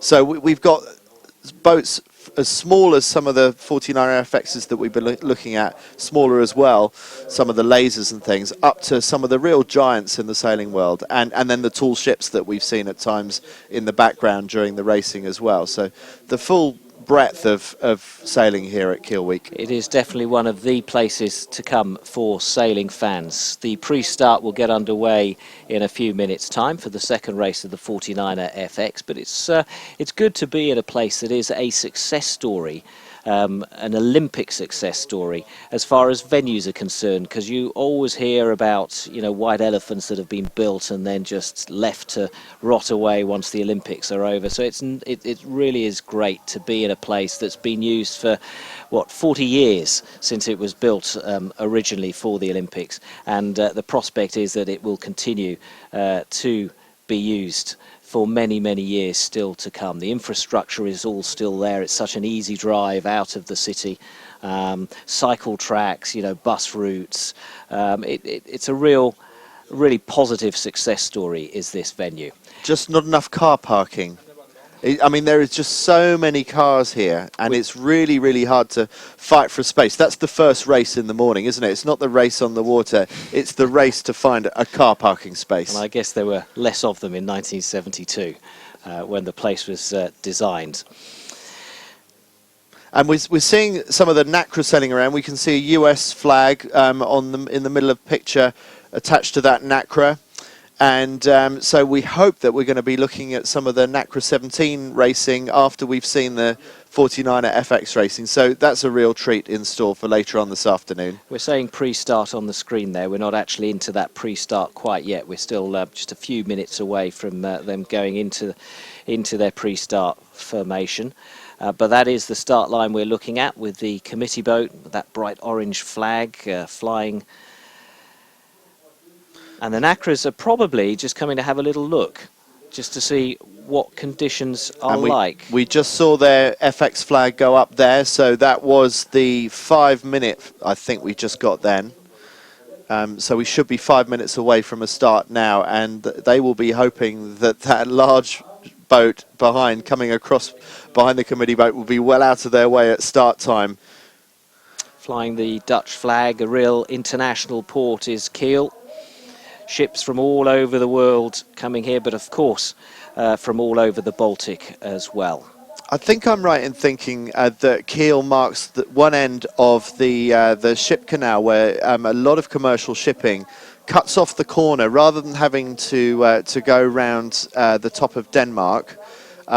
Shipping coming in from the North Sea can go through the ship canal and cut off probably 3 or 4 days of travel around the top of Denmark. So that's also why you see a lot of commercial shipping coming through here in Kiel.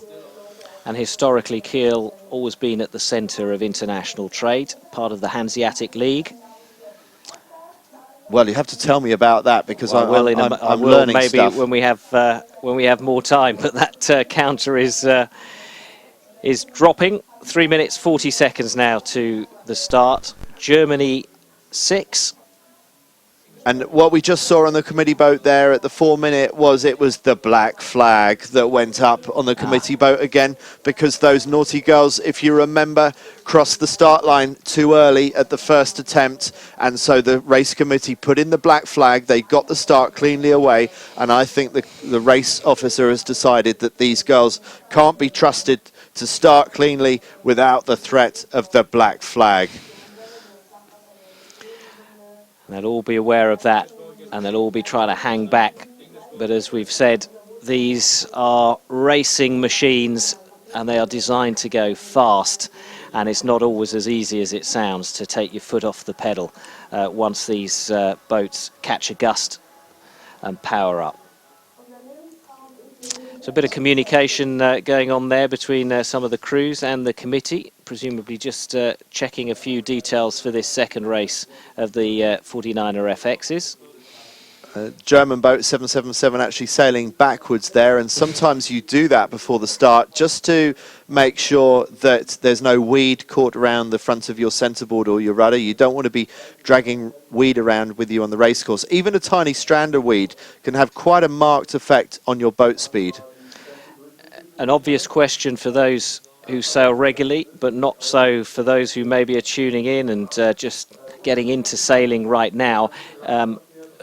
It's difficult enough going forwards in these boats. How do you go backwards? You can let the natural force of the wind just push the boat back if you wait long enough, but you can also push the boom away from you and actually push the sail in the wrong direction, so that you've actually got the sail filling from the front rather than from the side. And so it's a good skill to practice, and it's one that a lot of people neglect to practice. I think they're still doing a bit of it even now, that German boat. They've just changed tack actually. But it is very difficult to control the boat when it's going backwards, but it's a nice skill to have. So let's see who fancies which end of the line again. They all seem to be liking the committee boat end of the line, but we will see that late charge for the pin end, the orange flag on our right of picture. I think that will start to get popular in the last few seconds before the start, and we've got just over a minute to go, and you'll see that black flag come down. But when that black flag comes down, as it does now, that means you cannot cross the line between now and after when the next gun goes in 54 seconds from now. Otherwise, you are immediately disqualified from the race. And all those girls will know this, and they won't be wanting to make any mistake at all. Which is why you see such a big gap. I mean, the boats are still a long, long way back from the start line because they don't want to take that risk. It's a risk just not worth taking. You see the race leaders or the race winners from the previous race up by the committee boat doing a quick double tack. They want to start up by the committee boat. You see Netherlands 4 on the right-hand side of our screen. It looks like Netherlands 4 are going to try and win the pin end of the line, which is the one next to this orange flag that we're looking at. And with 10 seconds to go, they're going to start powering up. They're going to start moving towards us as they choose their position on the start line. And a lot of boats are going to be late here. And better to be late than to be early, but that was a very conservative set of starts there by the whole fleet. The warnings from the committee boat had been heeded. No one took any chances, and Netherlands 4 goes away in the lead. India, again, a good start from them. Be interesting to see how they perform in the rest of the race, but they've had a couple of good starts now. And that suggests that the Indians are good sailors and they've got a good background in other forms of racing, but maybe just aren't that familiar with the quirks of the 49er FX. But I think we're looking at our very early race leaders. I mean, there's not much to choose between it, but I think at this time it's Beckering and Bramovair who have made the early running. They did win the pin end of the line. That gives them the space to put the bow down, as we say, which means they can just sail a little bit freer. And already they're going into their first tack. When you tack as early as you do off the pin end of the line, that's making a statement to the rest of the fleet that you won that start and you can comfortably cross the rest of the fleet. So a good start by the Dutch here. And I think this is the only mixed team that we're looking at here because Beckering is not crewed by her usual crew, Claire Blom. Instead, she seems to be crewed by Daniel Bramovair. So she possibly has a power advantage in the front of the boat. Most boys are stronger than most girls, so I'm making a bit of a broad assumption there.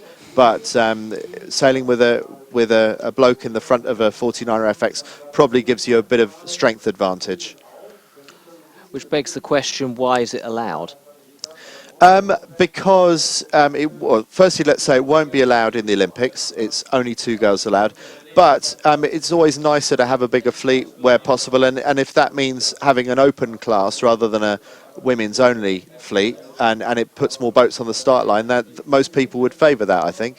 Clara Wester and Rebecca Netzler of Sweden from the city of Gothenburg looking in good form out there, doing the business. They've only been together in an FX for 2 months, so they've admitted that they're just here to learn, to train, to practice, to get better, with an eye on the future and with an eye on the Junior Worlds maybe in August. And still a pretty solid tack there, not quite as smooth as we've seen from some of the Germans, but still a very respectable tack for a team that's only been sailing the boat together for 2 months. But it's the Dutch favourites, Beckering and Bramovair, who are still in the lead. But for how long? We saw the lead change several times in the first race, within the first sort of leg and a half, before the Gerger sisters took control of the race towards the end of leg 2 and then held on to that control for the rest of the race. So how many changes are we going to see at the front of the fleet in this race? Well, the Gerger sisters are going to hope for a few changes because just like in the previous race, they were 5th around the first mark with a lot of work to do, and they find themselves with a lot of work to do in this race as well. Again, in 5th place, only 70 metres back, so that's not an awful lot, but still not a great start by the Gerger sisters. So they're going to have to put on the afterburners like they did in race 1 if they're going to get back in contention. So it's the Netherlands followed by Germany, and the Gerger sisters from Germany. The Indians still in it though, in the top 5. That's good to see. They had a good start, and this time they're hanging on to the leaders a bit more effectively than they did in the first race. So the Indians making a bit of progress, and it would be nice to see if they can stay in the top 5. 4 legs this race instead of 5. Well, the last race I think we can say was a 4-leg race as well. It depends whether you count the spacer mark. There's a small spacer mark at the top of the course, which we'll see in a few minutes' time. So you could say that's an extra leg, but it really only takes about 20 seconds to get down that leg of the course. So I think if you ask sailors how many legs on this race, they'd probably say it's 4. Straightforward, up and down. Twice. Course. Yeah. Twice. Up and down, finish. That's all there is to it. But there's so much to think about in the 49er FX. Although the course is really simple, that sort of helps because it's such a complex boat. Yeah, the last thing you need to have to do is navigate as well, you know. I'd like to see it myself. I personally would like to see it made a little bit tougher for them. But this is the format that they tend to favour. I'd like to see it mixed up a little bit more than that, because good sailors work out how to do things best, whatever the challenge is. There we are seeing the winners of race 1. They've now got up into 3rd, so they are making progress. The Goga sisters seem to be slow starters, and then they're late developers in these races, but they seem to be making headway. So we saw that they had the best average speed on the race course in the first race, and maybe they're making that boat speed advantage work. And if you want an idea of really how fast they're going, look at the speedboat in the background, just to the left of the screen. See how fast he's going. That's how fast they're having to travel to get ahead of the fleet. So these ladies going really, really well right now and enjoying themselves, because that's what this class of boat is all about. And also, seeing that powerboat, it highlights just how much fuss and spray and mess a powerboat kicks up. Look how cleanly these boats go through the water. They're like a knife through butter. It's hard to tell how fast they're going because they make so little fuss as they go through the water. They hardly leave a wake behind them. They don't kick up much spray, and that is because the boat is very efficient and has been extremely well designed to go very efficiently through the water. And we both know, because we've been on camera boats, that our crew on the camera boat are really speeding up this leg, holding on for dear life, and are probably soaking wet.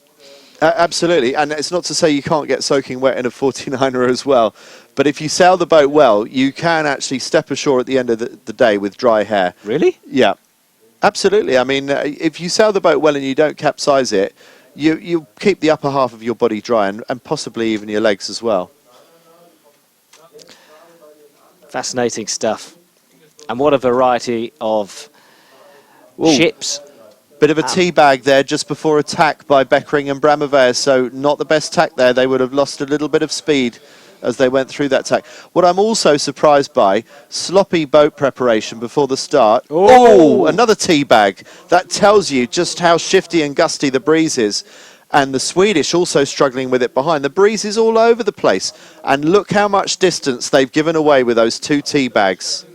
As Leon Meyer and Elena Stoffers come through, they were in 9th place. They're now into 1st. And it really makes you nervous on the trapeze. You think, can I afford to stretch my legs, or am I going to get teabagged again? Is the boat going to capsize on top of me?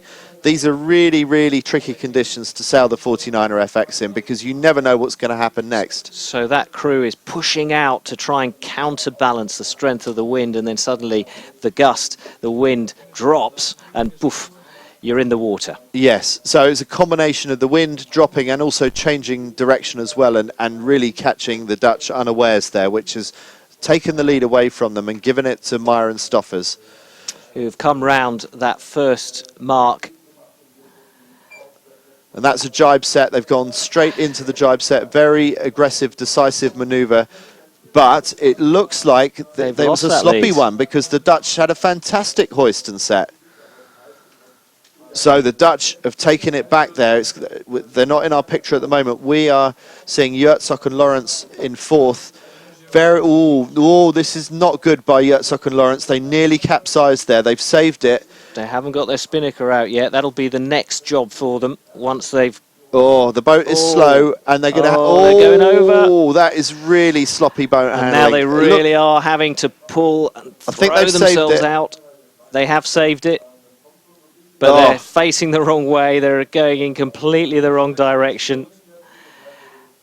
And look how choppy it is. I mean, a lot of waves being kicked up there. But You expect better boat handling from the Germans than we saw just there, but to give them their due, the breeze is very changeable out there right now, but that's been so expensive. Look, they're 280 metres behind the lead now, and I can't see Herzog and Lawrence getting back into the race from there. So 1, 2, 3 are out there, and I can't see anyone taking the podium places away from the Dutch, Meyer and Stoffers and the Gerger sisters. I think we're now in a 3-horse race for who's going to win race 2 at Kiel Week.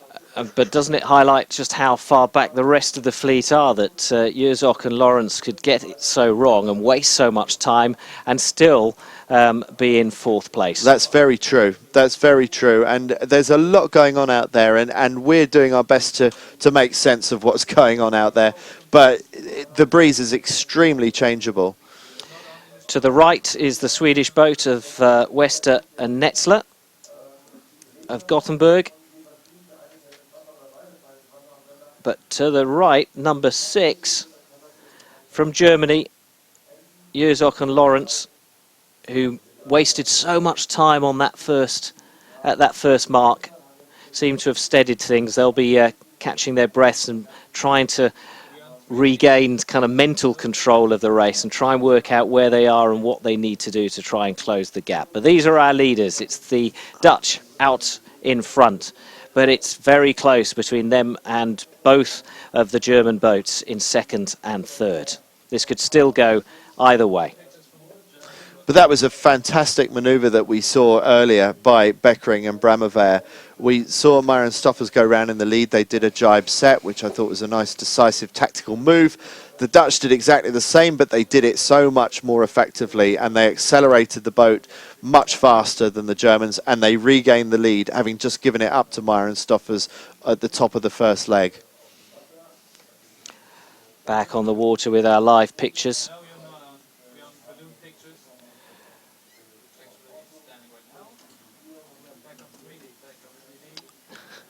So approaching the bottom gate now, not much to go now before the bottom gate, and now there is a tactical decision to be made. Which of these 2 marks do I want to go around? And if I go around that one, what are the people behind me going to do? If they take the opposite mark and they go the opposite way up the next leg, am I going to be able to cover them? Or those are the kind of things going through your mind. But at least if you go around in the lead, you've got the clear pick of which one you want to go around. And we see the Dutch doing a jibe, and they're going to go round the right-hand mark as we look at it. And let's see what the Germans do. Will they follow round, or will they go the opposite mark? No, they're going to the opposite mark. And generally that's what you want to do. If the leader's doing one thing, you want to do the opposite. You want to make life hard for them. And that's what Meyer and Stoffers have decided. We're going to go out to the left-hand side of the picture because the leaders went out to the right-hand side, whereas the Gerger sisters in 3rd have decided they're going to go around the same mark as the leaders. Look at that NACRA 17 flying through the middle of the picture. We hope to bring you more of that later on this afternoon. Nothing to do with this race. just a little tantalising taste of what we could expect later on this afternoon. But that's our leading boat now from our camera on shore, which shows just how close the course is to the shore and why there are so many people here watching. But the Dutch certainly seem in control now, the lead extending to almost 70 metres. But our winners from race 1 now into 2nd place, and you've got to still fancy their chances. Someone's capsized there, one of the German boats, and they're trying to regain control of that and get it upright again. I'm just trying to work out by elimination who that German boat could be. Will they be able to get it back? Come on, guys, if you can get the boat upright, we can see what your cell number is.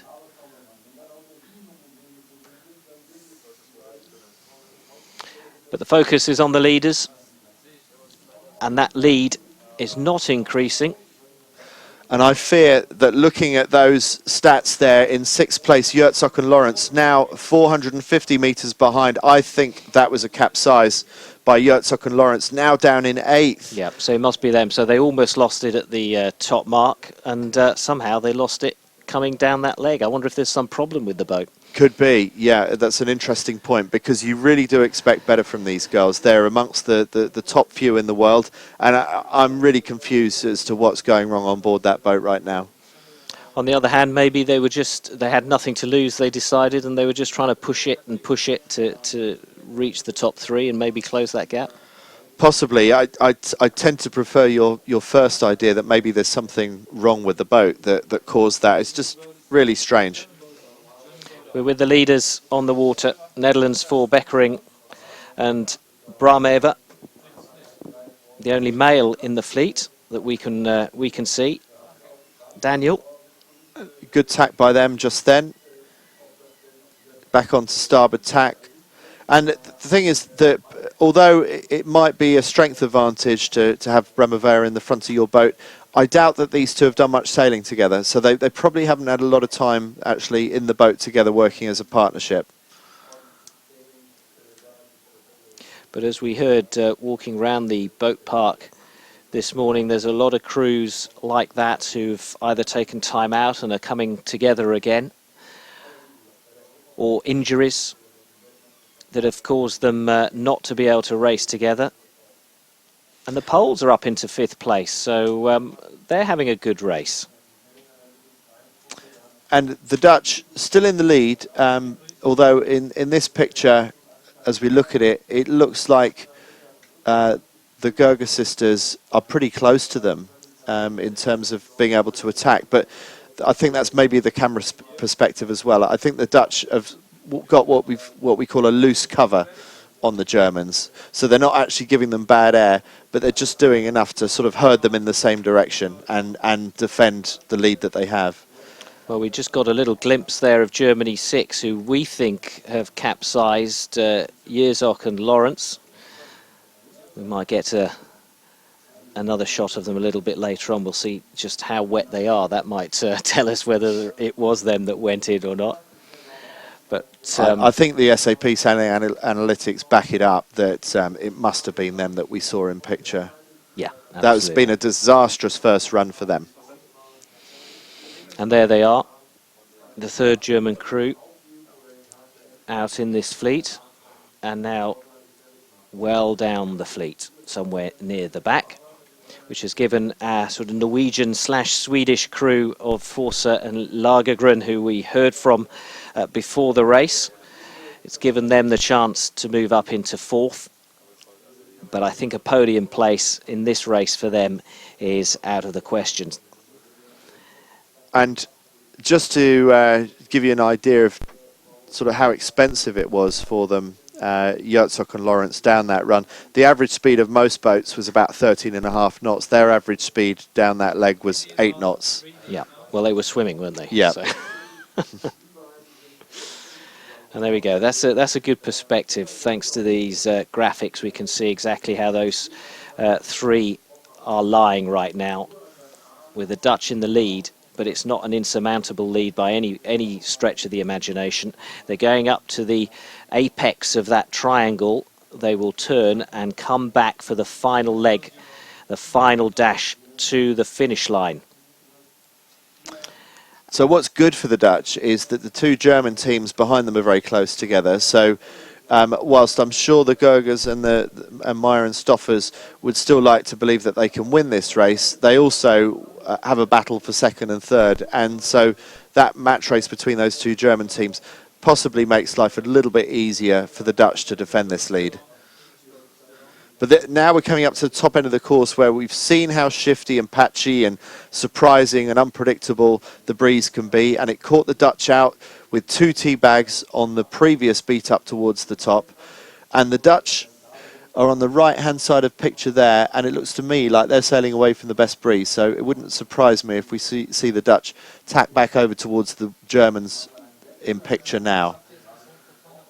And nominally, it looks like we have a change of leader, and I'm surprised that Beckering and Brameva have allowed that much separation to take place between themselves and the 2 German boats behind them. But they're going to turn and come in towards us to where this mark is, and where the spreader buoy is, the yellow flag. That's where they're aiming for. They've made that tack, and they're coming in this way. And if anything, we want this balloon camera to rotate and tell us where the Dutch are. And there are two Germans. Meyer and Stoffers on the right-hand side of the screen in second place, and the Gerger sisters just behind them. But nothing to choose between those two. That's pretty much a straight fight between those two German teams. But we're waiting to see, yeah, exactly, where the Dutch are. According to our little mini-map in the bottom right-hand corner, they should just be coming into the mark. From the right of our picture. Come on, balloon camera. Rotate the other way. Here they come. Just into shot. Now, what are they going to do? Where are they going to cross? They're going behind the Germans. Oh, tacking in there. But they're going to end up third out of this mark. I mean, that's not being a good top of the leg there for the Dutch. That was like a handbrake turn, that was. It was. I mean, they made life difficult for themselves coming in from that side of the course. So that was a tactical error, really. They were in first place for so much of this leg, and then they've come in at the mark in third place. That's a nasty hoist there. There's something wrong with how the hoist has gone on the leaders. They've got a tangle on the spinnaker, and that's a really unusual twist. They're having to drop and start again. They're holding up their compatriots on 810 just behind them. Oh, that's going to hurt. So just when you've done all the hard work and you get into the lead, you hoist your spinnaker and it goes up with a twist. But it's a chance for the Dutch, who are going to come through and take that lead yet again.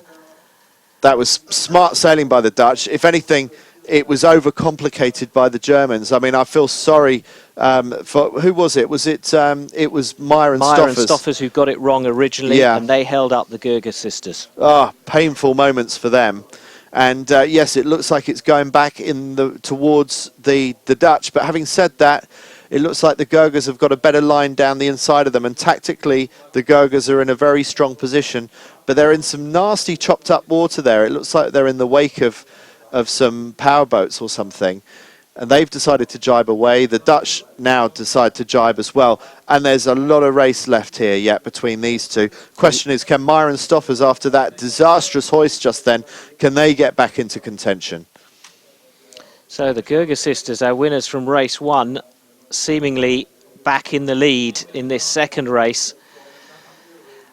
And the Dutch stayed clear of that mess at the turn. I suppose it's the two German boats. It's a bit like going into a chicane, you know, for two cars, and then the car in front getting it all wrong, and the third place Dutch managed to squeeze through, but they haven't managed to hold on to that advantage, or have they? I think we need to give it a minute or so just for this battle to sort itself out and for that data to come in and be processed. But it's definitely neck and neck. We can ignore that boat coming through the middle of the screen. And it's definitely now between the Dutch, Beckering and Bramever, and also the Gerger sisters of Germany. I think Meyer and Stoffers now just have to settle for third place, don't you? Unless, I think so. Unless, of course, these two crews get it all wrong again. Who are you going to put your money on? I'm going to put it on the Germans, the Gerger sisters. They've shown how strong they are in that first race, and I think they're showing right now how calm and collected they are in this race. Well, yeah, seeing as you've taken the Gerger sisters, I will go Dutch, and I will say it will be the Dutch, but I have to say, well, actually, I was about to say I think the Gergers are in a better place where they are, but it's so unpredictable. There's slightly darker water over where the black spinnaker is of the Germans, but it could easily change again. And these pictures will start moving again as soon as the reception picks up. Or at least I hope they do, because this is a dramatic finish. And here we go. So we're back live now, thanks to the graphics, and this is, look at that, just a metre or two between them. It really is bow to bow, isn't it? It really is. So how much are we putting on this, by the way? I'm going to put 30 euros on it right now. 30 euros on the Dutch. Yeah, big spender. You should have said that though 2 minutes earlier when we picked her, because it's not looking good for the Germans now. Where have they gone? What are they doing? Myron Stoffers in third, who I wrote off just half a minute ago, are back into second place now. So it seems like when the transmission froze and we didn't have those images for 20 seconds, someone has rearranged the pieces on the chessboard because it is now totally different. The Gerger sisters are totally out of it. You've lost that €50 bet, and the Meyer and Stoffers are now making a charge. They, if anything, are going to be the bigger threat.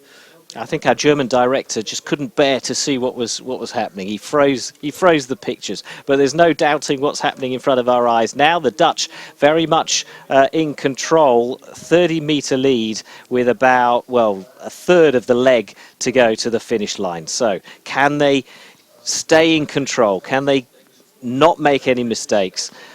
And just look on the numbers, top left, the Gerger sisters now 130 metres behind. And that has happened in such a short space. Be interesting to catch up with them when they come back to shore and find out exactly what happened there. And maybe when we crunch the figures after this race, the analytics will tell us something as well as to what went wrong. Well, Meyer and Stoffers following the Dutch down. They're certainly keeping the pressure on them, aren't they? They're keeping the pressure on, but I'm a little bit surprised that they've jibed right on their line. If anything, that makes it easier for the Dutch to defend their lead. There may be good reasons why. It could be that they've run out of runway on this side of the course and that they had to jibe. And there, just to make things complicated, is a NACRA 17 overtaking our race leaders, but let's forget about that German boat, because it's not the German boat that the Dutch are concerned about. It's the one just coming into picture now with the black spinnaker. Who's going to win this race? It is the Dutch by a whisker from Leonie Myers and Eleanor Stoffers, with other boats charging across the finish line. They're the NACRA 17s, so that's a confusing finish there. But what you need to know is that the Dutch did win. I won my €70 bet because the Gerger sisters have now only crossed the line in third place. They have indeed. So a tremendous finale to the race that was always from about the second leg was always down to the top three, but so many questions yet unanswered. You know, what happened to the Germans, Jerzok and Lawrence? How did they end up in the drink? And what happened to the Gerger sisters, who were in the lead at the start of that final leg, but then came in third place? Although looking at that, they've been given the same finish time as Meyer and Stoffers. So we'll need to do some number crunching to get the answers to that, and we'll try and catch up with them on the water as well. But it's a win to the Dutch. So it's Germany 1, Holland 1 after 2 races in the 49er FX. We're expecting another race this afternoon from them, so they'll have time to recover, but we have to wait for the back end of the fleet to cross that line. And just a point on those NACRA 17s. What's going on there? I mean, it just shouldn't be allowed, should it? It's open water. Everyone should be allowed to enjoy the water. It's a race course. Well, we're enjoying a race with one class of boat, and then suddenly it's like having a rally car come around the Austrian Grand Prix. Well, you're going to get all huffy about the FXs getting in the way of our NACRA 17 race when we're talking about them later on this afternoon. I will. I mean, just because that's what you're focused on, they've got a race to get on with as well. And the fact is that you've got so many different fleets here.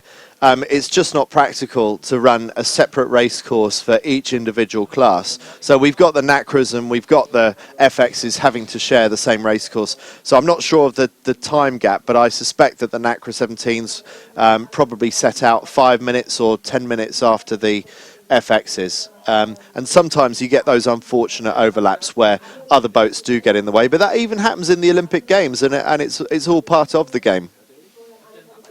Good stuff.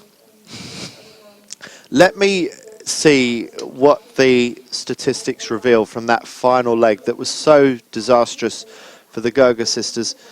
And you know what? It's a little bit inconclusive, I have to say. They did sail a greater distance. They sailed just over 2,000 metres. The two boats that finished first and second sailed just under 2,000 metres. Their average speed was 11.17. compared with Beckering's 11.59, who won the race. So slightly slower, but not the sort of the standout difference in statistics that I might have expected to see on that particular occasion. But what the SAP Sailing Analytics helped us diagnose very quickly was what went wrong, or who went wrong.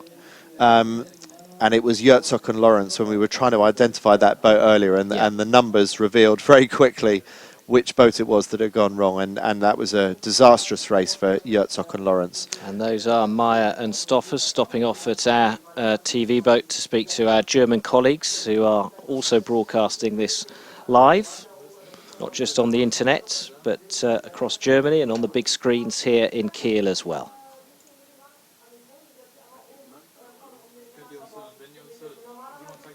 It's all part of being a sailor and preparing for the top rung of your sport, dealing with the media and giving interviews and explaining what's happened. Well, funny enough, you mentioned that in one of the interviews that we did earlier.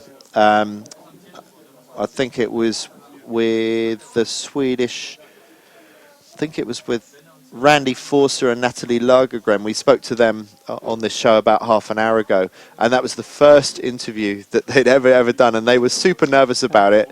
I thought they did really well. I didn't come across at all that they were nervous about it. But one of the things that I noticed at the last 2 Olympic Games I've reported at is just how slick with interviews and how relaxed they are about them. The British, for example, the Australians and the Germans tend to be very used to it because they have microphones thrust under their noses throughout the Olympic cycle, whereas a lot of other teams turn up and it's the first time they've been subjected to all this TV and suddenly the media wanting to know everything about what they had for breakfast that morning and what they got up to the night before. And that's all quite a big pressure that they've not had to experience at any other event that they've done. So I think, much as the girls may not like being interviewed by the likes of us here at Kiel Week, it's actually good practice for the future. And it's always interesting how well the Americans perform in the media. How could I have forgotten them? They see you, they see you, with a camera and a microphone, and quite often they will come over and introduce themselves and want to get on because they know that the sponsors are going to see it. They want to get their opinions across, they want to be seen, they want to get the practice, and it's all about practice. The more you do it, the easier it gets.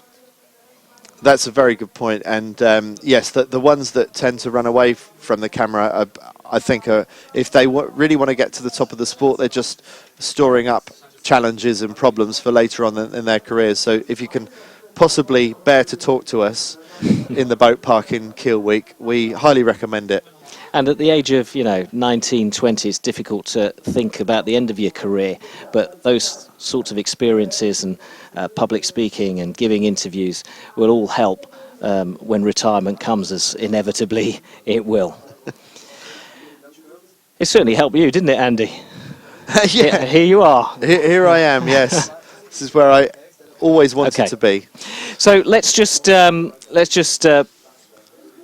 explain what the plan is for the rest of the afternoon. We've had 2 of the 49er FX races. We've got another one that we're going to bring you live. They will continue to race out on the course, but after this 3rd race, we will bring you the Nacra 17s, who we've already seen a glimpse of.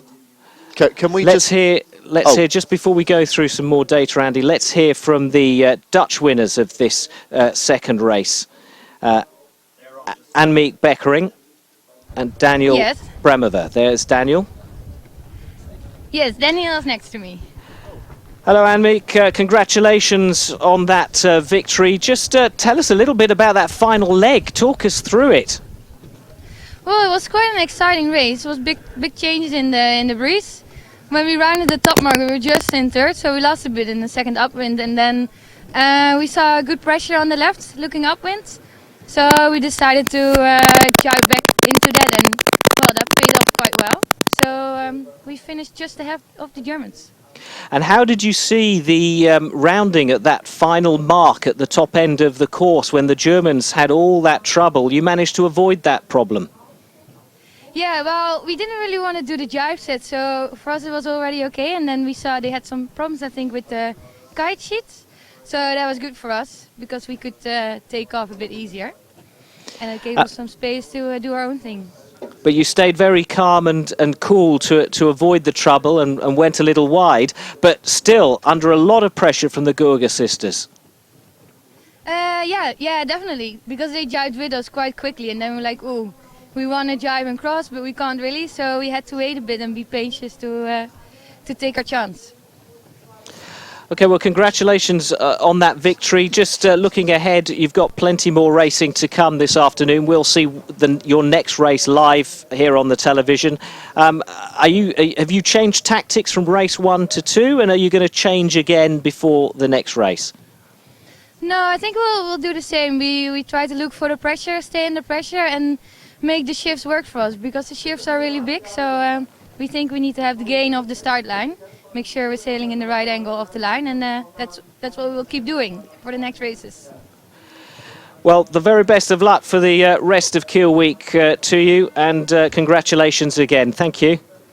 Thank you very much. Bye-bye. So it sounds like it's all about keeping an eye on the course, on the breeze, and chasing the wind shifts.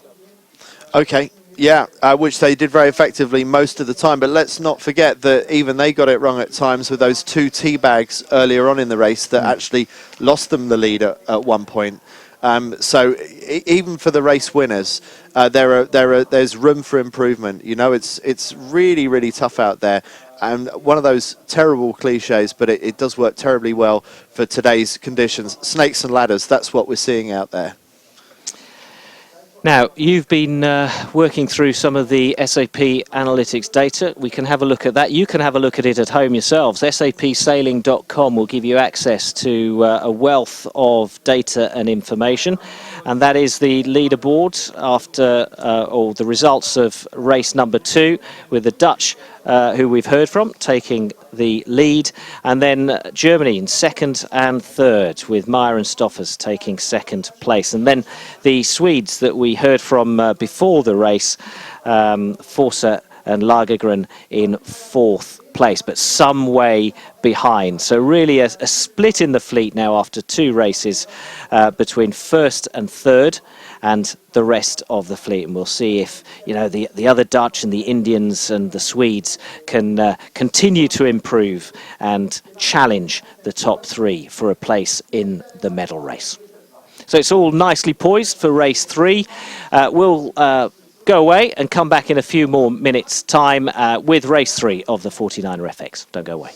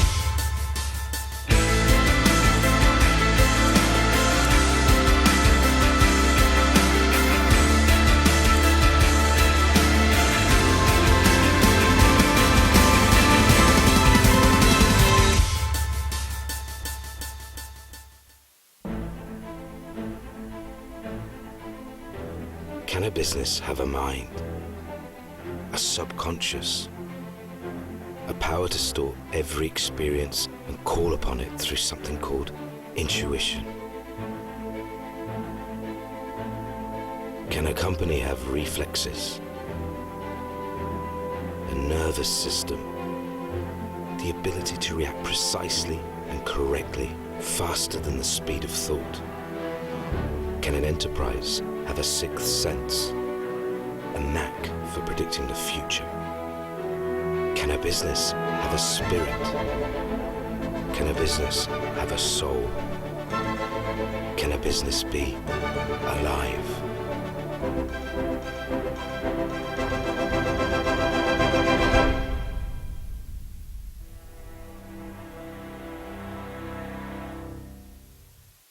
Since first taking to the ice in 1917, the National Hockey League has seen amazing growth.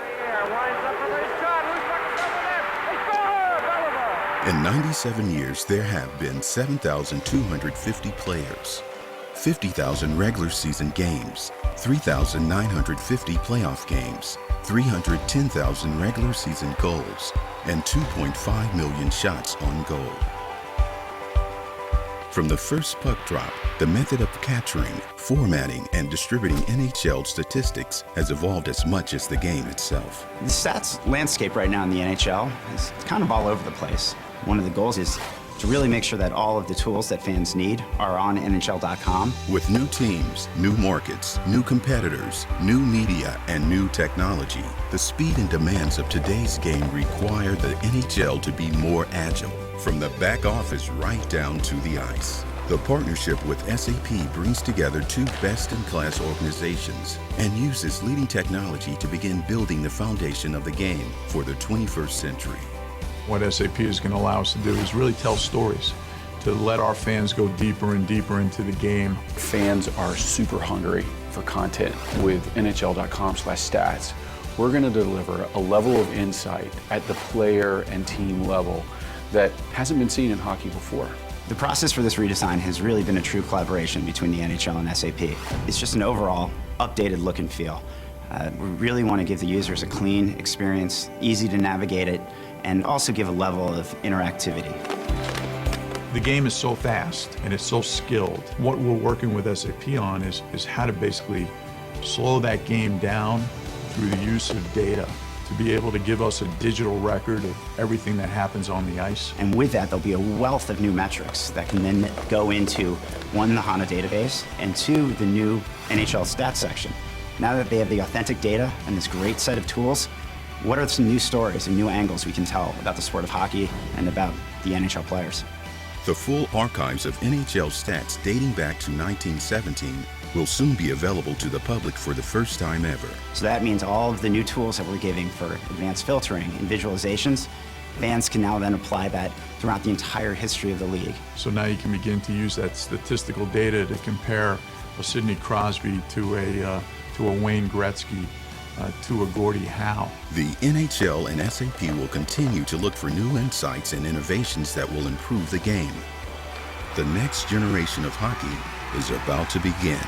I've seen what we've already done since this short period. Such great, exciting things are on the horizon.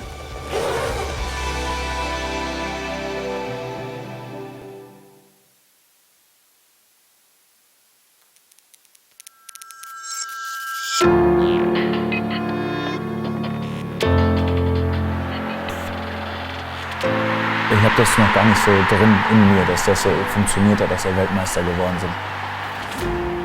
Das war schon unglaublich. Für mich ist natürlich der emotionalste Moment auch schon mit meiner Karriere. Wenn man heute sich vorstellt, man ist Weltmeister, dann klingt es immer noch so ein bisschen irreal.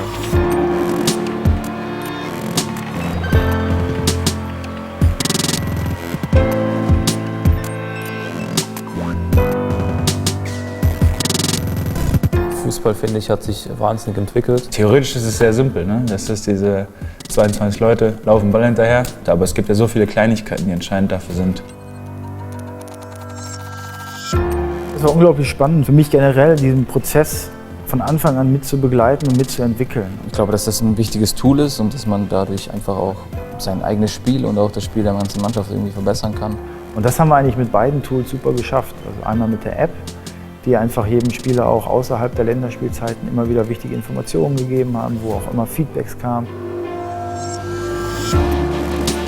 Und mit dem SAP Match Insights Programm. Wenn man sich die Bilder auf diesem Pult da angeschaut hat, man konnte die Spielsituation, man konnte es ein bisschen verlangsamen, da waren verschiedene Filter drauf, ob Freistoßaktionen, Abseitsaktionen. Das war ja das erste Mal so, dass wir es nutzen konnten. Ich denke, dass es ein gutes Hilfsmittel war, zusätzlich eben zu unseren Besprechungen.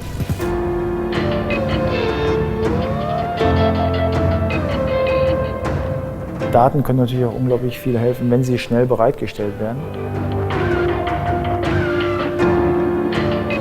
Da habe ich Videos auf mein Handy geschickt bekommen, weil wir eine App auch entwickelt haben mit SAP zusammen und das war ganz einfach gewesen, das konnte ich unproblematisch von meinem Handy aus immer abrufen und teilweise habe ich sogar solche Daten mir auch dann, wenn ein neuer Spieler eingewechselt wurde, in der Halbzeit dann angeschaut. Es ist toll für die Spieler auch, wenn sie merken, es wird etwas für sie gemacht. Ich glaube, dass das schon auch ein gutes Hilfsmittel war für uns in der Zeit. Wenn es dann auch noch ein bisschen cool ist, wenn es dann modern ist, dann ist es natürlich interessanter. Das ist gut, dass man das auch natürlich in verschiedenen Bereichen nachschauen kann, dass man da vielleicht auch Belege für Eindrücke gewinnt. Und das ist ja jetzt erst der Anfang. Also ich denke, da werden noch so viele Daten kommen, von denen ich noch nichts weiß, die ich mir jetzt auch noch nicht vorstellen kann. Aber auch der ganze Weg eben, das war schon was Einmaliges. Das ist immer wieder, wenn ich Bilder sehe, habe ich auch sofort natürlich eine Gänsehaut.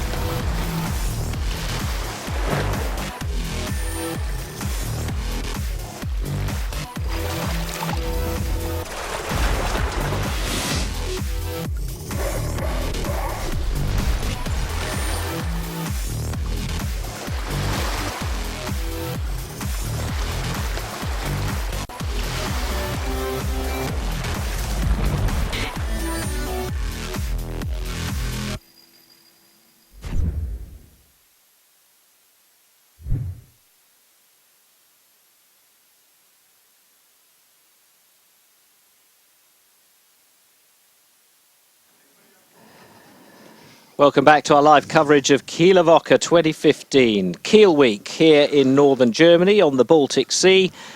And that is the scene live out on the water as we await race 3 of the 49er FX. We've had a couple of thrilling races already, a victory for Germany and a victory for the Dutch, and really amongst the top crews in that fleet. It really could go either way, and the chances are that we'll be seeing all those top sailors in the medal race. They race 11 to qualify, and then the top boats get selected for the final medal race at the end of the week, race 12. But yeah, some impressive sailing and some exciting sailing as well so far.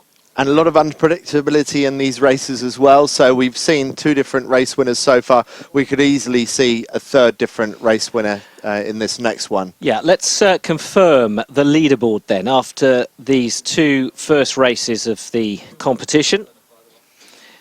Joint first between the Dutch and the Germans, the Gerger sisters in 2nd place there.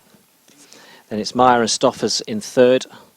And Yerzok and Lawrence, who we saw capsize and end up in the drink, in 4th place. And then there really is quite a quite a split in the fleet between those top four and the fifth, not just in points here, but also in performance and speed out on the water. And it'll be interesting to see as the races unfold if the other crews can pick up their game and start challenging the top four in the fleet. Surprising how the points show up that clear difference in ability, even just after 2 races, because I think those points are quite representative of the difference between the top 4 and the rest of the fleet.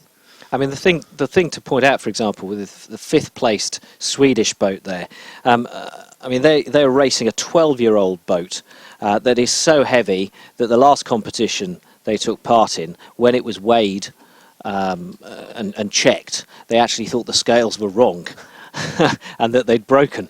But that's what they're up against. So actually, they're doing pretty well to even stay in touch with the top 4, and they're hoping to get themselves a new boat very soon. Forsa and Lagergren of Sweden. But we're looking at the start line at the bottom of the screen there as they just prepare to go into their pre-start for the race. We are actually in that sequence looking at the flags on that boat, so we can see that the FX flag says we're inside the 5 minutes. We're actually inside the 3 minutes. Yeah, so there we have it, because it's another black flag start. And so we've seen some clean starts in the previous race. The black flag seems to keep control of the fleet in terms of getting them away cleanly. This is also a much longer start line. If you look where the orange flag is in the middle of our picture and where the committee boat is, there's a lot more space on this line for this fairly small fleet to be able to start on. So should be easy for everyone to get a pretty good start off such a long start line. So those boats to the left of the start line have got about 1 minute and 20 seconds or so to get back behind it. We saw some of them going backwards, which was an interesting technique at the pre-start of the last race, just to get themselves into position. But they'll now have their tactics sorted out on board. They'll know what they want to achieve, and they'll have decided which side of the course to go on. But of course, it is pretty shifty today, as we heard from the winners of the last race. So, you know, they may would they change their minds at this point? Would they spot something maybe on the right, having already decided to go left, and change those plans? Quite possibly. I think that you really need to keep an open mind and keep your eyes up the race course to see any possible changes coming through in the last minute before the start. And so, yeah, you could think, yeah, this is the way we're going to go. We come off the left hand end of the line, go left, and then suddenly see something on the right, a gust that's coming down towards you, and suddenly change your tactics at the last moment. But at the moment, the brakes are on, and they're just trying to stay where they are. And it's a bit of a dangerous game, because they are quite close to that start line with just 1 minute to go. And you'll see the blue FX flag on that committee boat being lowered shortly. That's right. Well, the black flag will come down. Black flag, rather, and that'll go down, and it's gone. So there's no second chance now. If any of those boats drift across the start line before the clock in the bottom right-hand corner hits 0, then they will be disqualified from this race. And Germany 6 on the right of our picture is in a little bit of a battle with Netherlands 4, winner of the previous race, to win the pin end of the line. The orange flag that we're looking at in the middle of our screen, that's the side that these boats on the right-hand side of the picture all want. They all seem to favour that side. Yep. And we've tended to see the early race leader come out from winning this end of the start, so that is the critical place to win. And this is an interesting jostling and battle for that position, because we've got all the top crews there. We've got the Dutch and the Germans, both German crews, who are all challenging for the top of the leaderboard. But I think we're going to see a very different type of start here by Germany 6. They've left it far too late to tack, so they're going to start behind the rest of the fleet on port tack.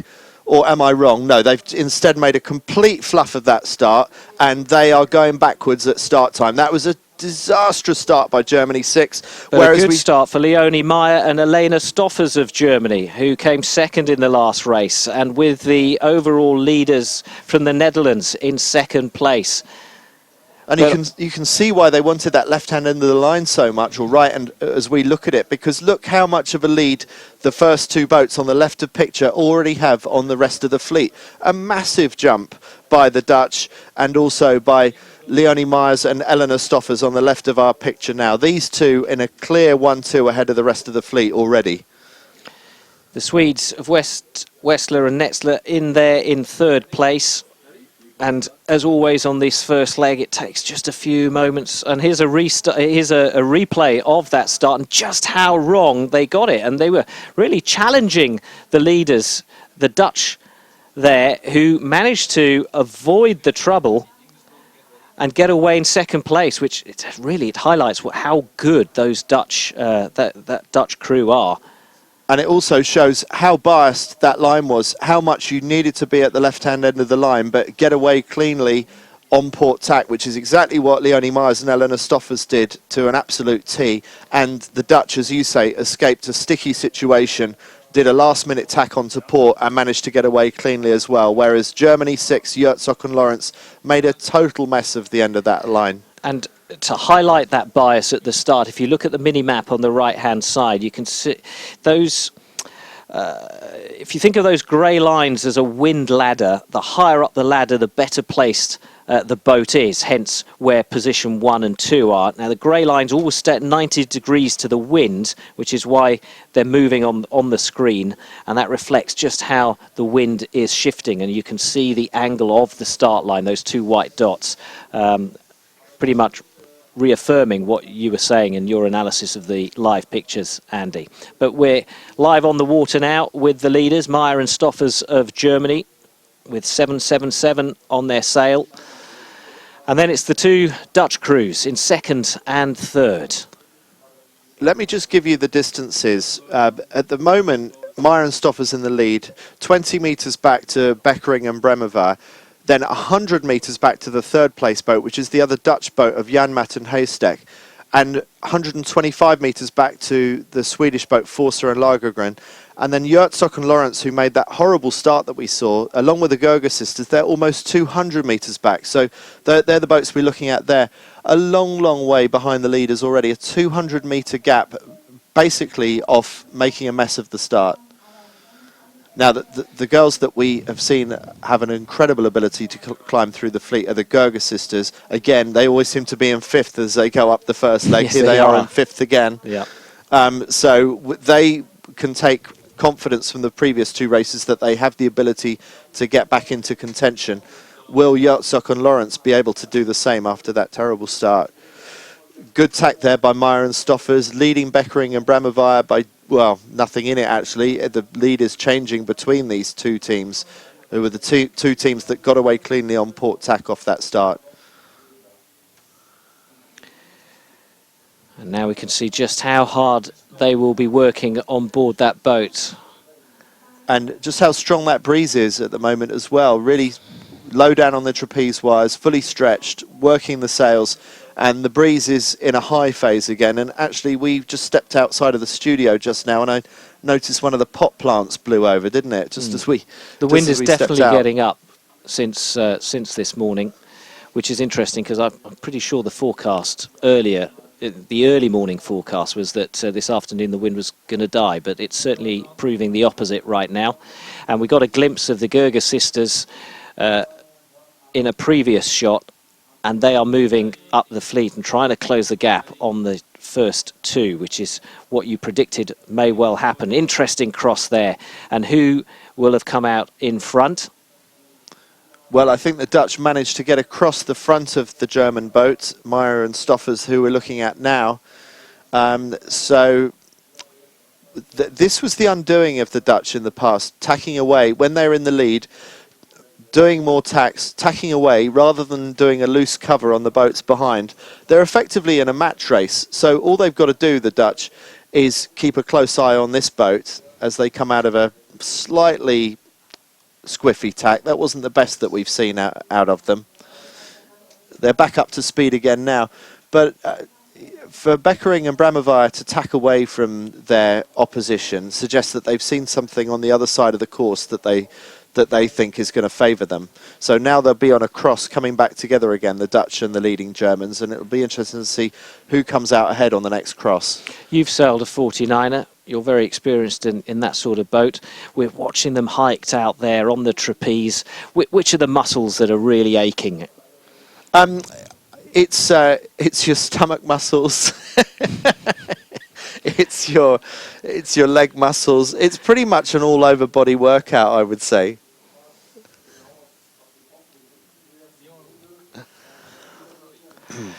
So it looks like the Dutch, well, in fact, no, that's the other German boat that I'm looking at there, the Gerger sisters in third place. So we've yet to see how the Dutch are going to do when they cross, when they meet Meyer and Stoffers on the next cross. There's nothing to choose between them, according to SAP Sailing Analytics. And currently moving in opposite directions, as you can see on the mini-map on the right-hand side, with one slightly, just ever so slightly ahead, one being Meyer and Stoffers at the moment.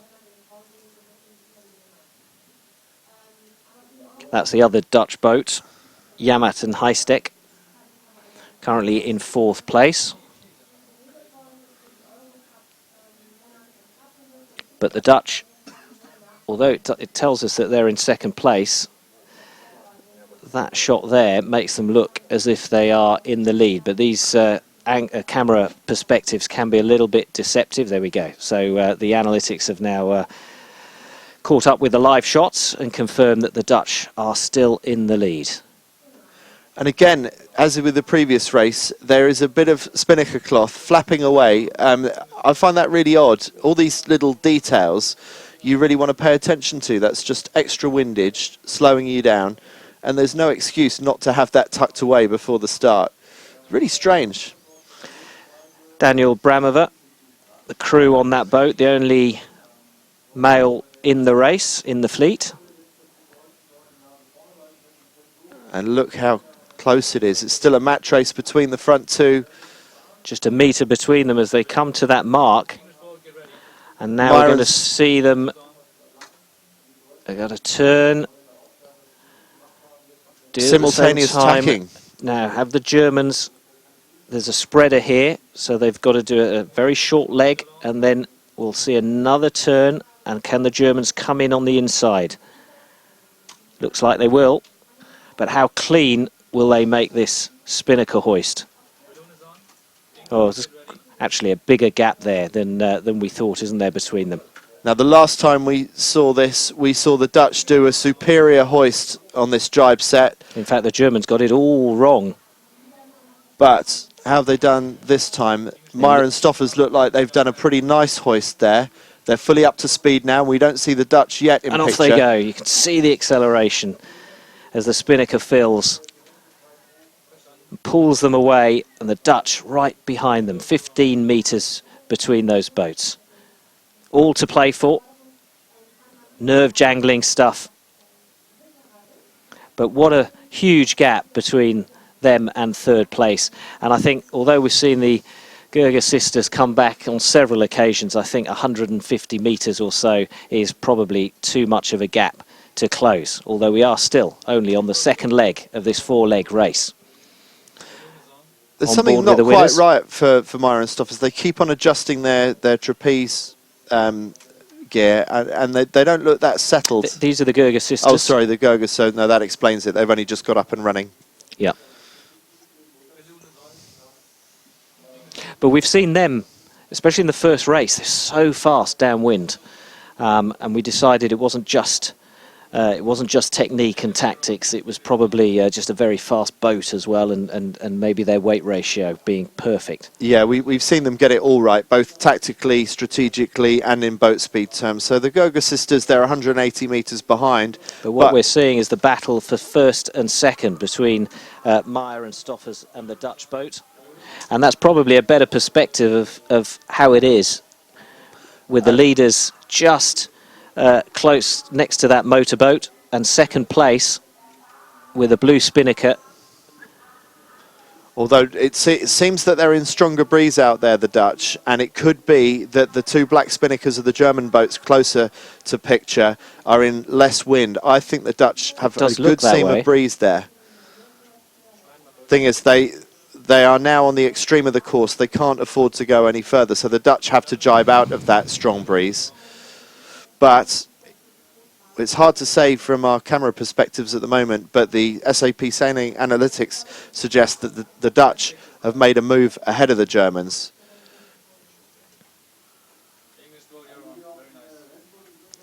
Okay, so lovely shot good now. Close-up shot there. The girls locked into their foot straps to keep them steady on the side of the boat.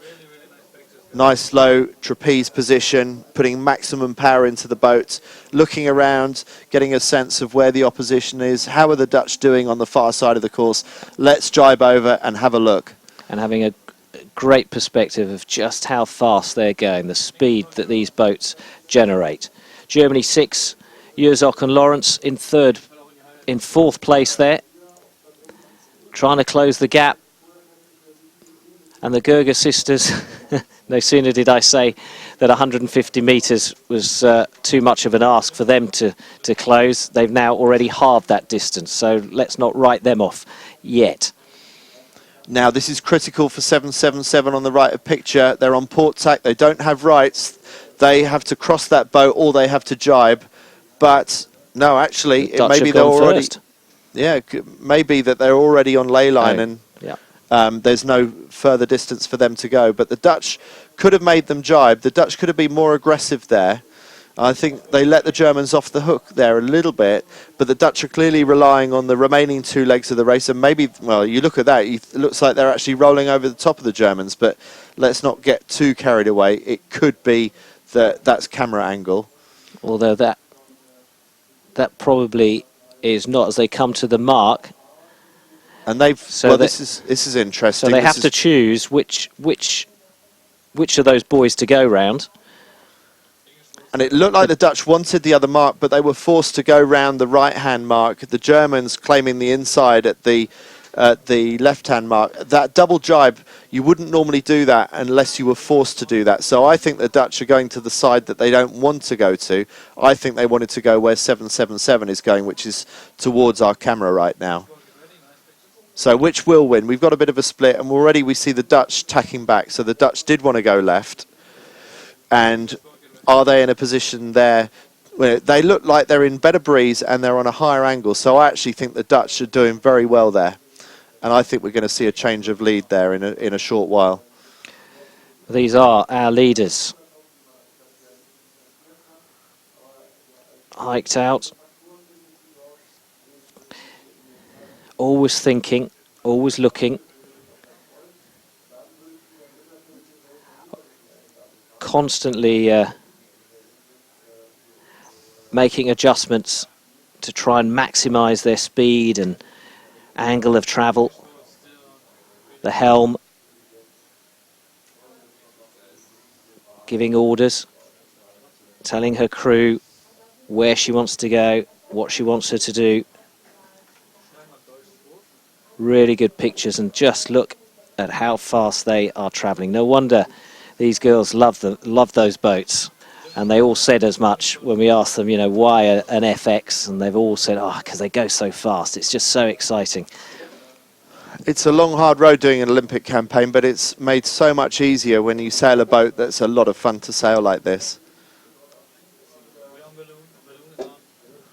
So that's 777. Myron Stoffers now in second place because the Dutch have got better breeze out on the right-hand side of the course.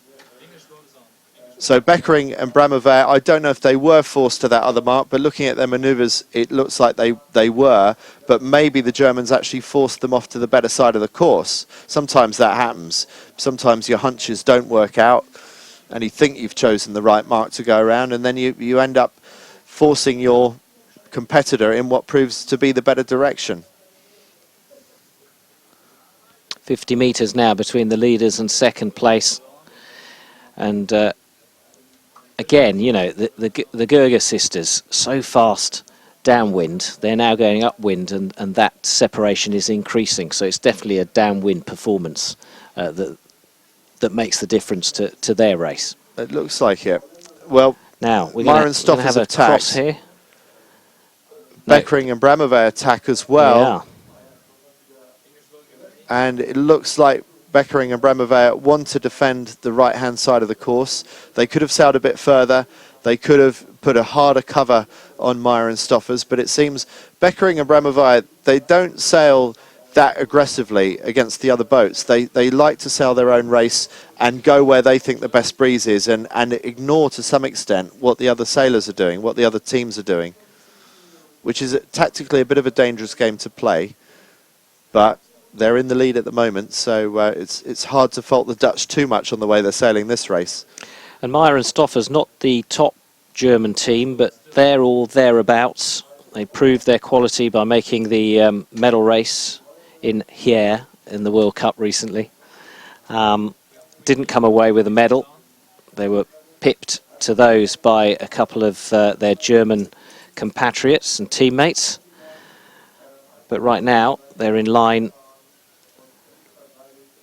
for certainly getting through to the medal race again here in Kiel. And they've just crossed ahead of the Dutch. So again, I'd just come back to my point of a minute ago, that it's fair enough to tack away from your position if you've got a really good hunch that there's a better way to go. But if you're going to tack away from your opposition and lose, then it's not working for you. You've got to play a harder, more aggressive tactical game rather than keeping on handing the lead back to your competitor. And the Dutch have done this a number of times. I'm pretty surprised. Now, we'll have to check back through the data, but Beckering and her crew have consistently done more manoeuvres, have they not, in previous races? I think it might have been race 1 that they carried out way more manoeuvres. Well, that's a very good point you raise. And just to give you the rundown of manoeuvres in this race so far, Meyer and Stoffers in the lead on 10 manoeuvres. Beckering, Bremerwehr on 16 manoeuvres. Wow. Gerger on 9. So they've almost done double the number of manoeuvres to some of the other boats. So just think where they could be out in front if they'd managed to get their tactics better. They're making, I think that manoeuvre count tells you they're making life too complicated for themselves. They're making too many decisions. And they're not doing those decisions for the right reasons. I think they're spotting a bit of wind. They're going after it. They're giving away their tactical grip on the opposition. And then if that wind disappears and they've lost their tactical hold on their opposition, they've ended up with nothing. Anyway, with all that said, they're only 30 metres behind the lead. Where are those decisions made for people who don't sail a 49er? Is that a helm's decision? I think it generally is, because the crew is quite overloaded. In other boats like 470s and things like that, it tends to be the crew that makes these decisions going upwind because they have less to do. But the crew is working the main sheet. They're the primary boat speed person on the boat. So the helm has more time to look around and make those decisions. I don't know which way they run it on board the Beckering Bremerwehr boat, but I would suspect it's the helm making the decisions. Well, I think and the helm is more experienced than Daniel, who's come on more recently. So here we go, round the mark with a different set of boats, the yes. ones that we're going to be talking about just after this race. In fact, but there we go. There's our leader coming up to the mark with the Dutch right behind them.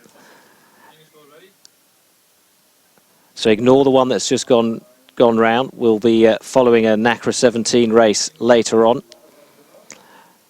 But our leaders, Meyer and Stoffers, now to go around the windward mark. What will they choose this time? Nearly every time they've chosen the more difficult manoeuvre, which is to do a straight jibe set. I think they will, because they've got a NACRA right next to them. So will they want to go the opposite way to get away from the NACRA? No, in fact, this time they don't. They do the simpler manoeuvre, which is just to do a straight set, no jibe, just get the kite up and let's get out of there as quick as we can. So that's a simpler manoeuvre to do, and they must be confident that the breeze is in the right direction for them to do that. The Dutch have just set their spinnaker, but that distance growing now. That was a poorly handled beat there by the Dutch. They really had that race in their grasp, and they had a good lead going halfway up that leg, and then they chased after some rainbows that just didn't materialise for them.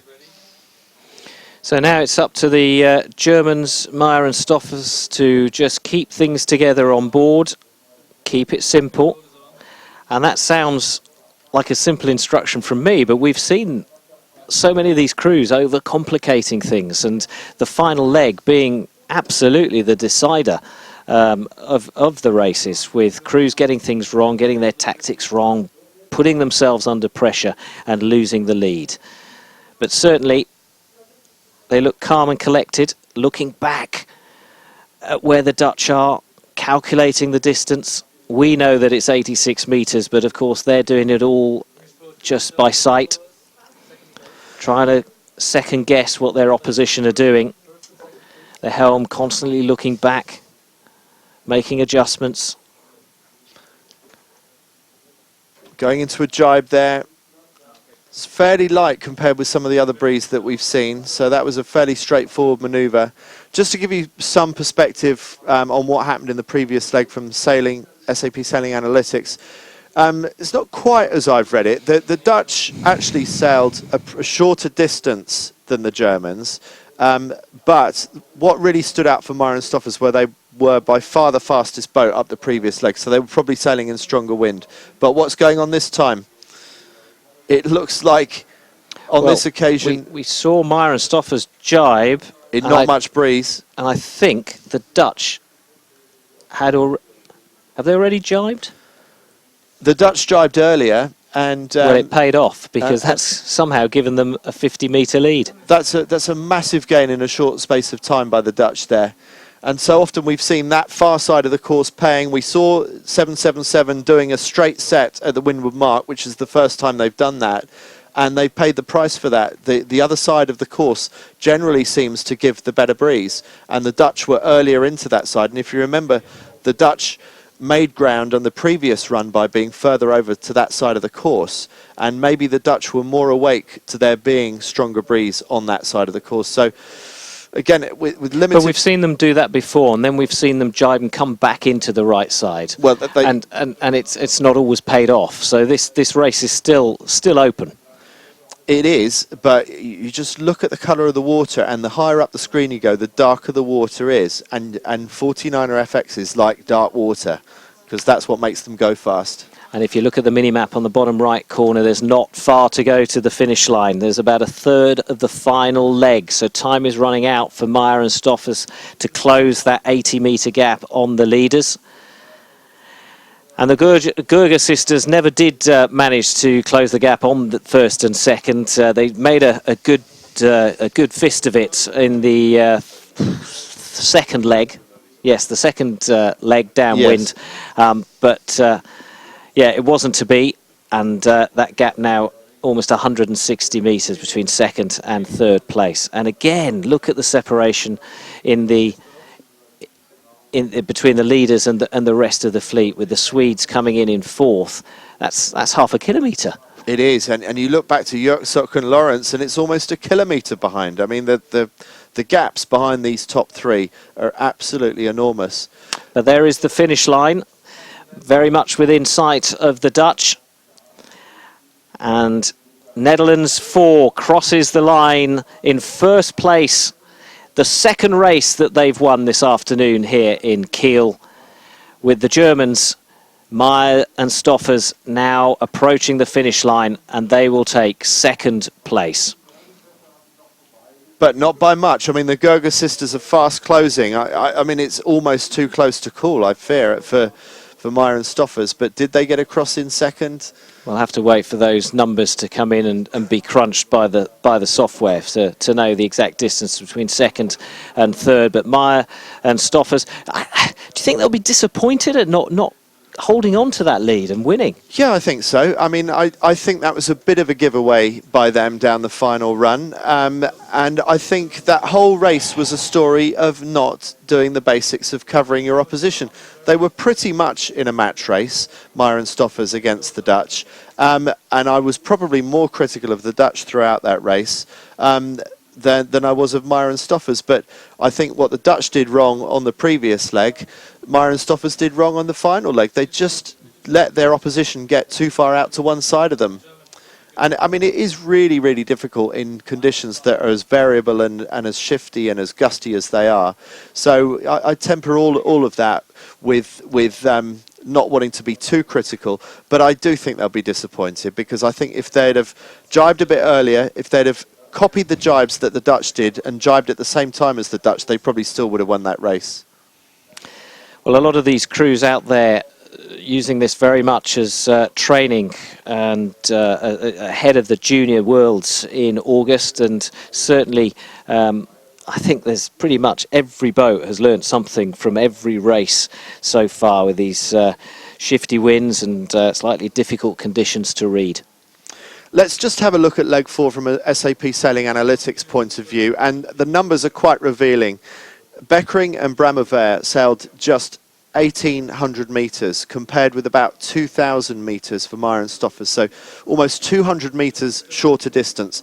Not only that, but they were exactly half a knot faster average speed. So they sailed shorter distance and they sailed a faster speed down the final leg, and that tells you why the Dutch pulled into the lead and managed to win that race. Let's look at the speeds, distances and manoeuvres across the whole of that race 3, and we will see that actually fastest boat on the track was Meyer and Stoffers in second, but they did sail about 300 metres further distance than Beckering and Bramevair. But look at those manoeuvres. After being critical of too many manoeuvres, I have to concede that the Dutch, with their 19 manoeuvres, did in fact win the race. So they were slower than second place. They did more manoeuvres than second place, but they travelled slightly less distance. They did. So go figure. Go figure, as they say on the other side of the Atlantic. But this is what's so great about the SAP Sailing Analytics. If you can slot together the greatest speed, the shortest distance and the fewest manoeuvres, that would be absolutely perfect. But it goes to show how many different ways there are of winning a race. You can be the fastest boat, you can be the smartest boat, you can be the boat that does the most manoeuvres, and sometimes the boat that does the least manoeuvres. It's such a complex sport. Trying to make sense of it is extremely difficult, but SAP Sailing Analytics really helps us break down some of the key things that these top sailors are managing to do better than the rest of the fleet. And remember, those analytics are available at your fingertips at sapsailing.com. You can access all the data that we have here in the studio, and indeed all the data that the sailors will be accessing this evening when they come off the water and go and use the terminals that are available for them, and they can really analyse and drill down where they went right and where they went wrong.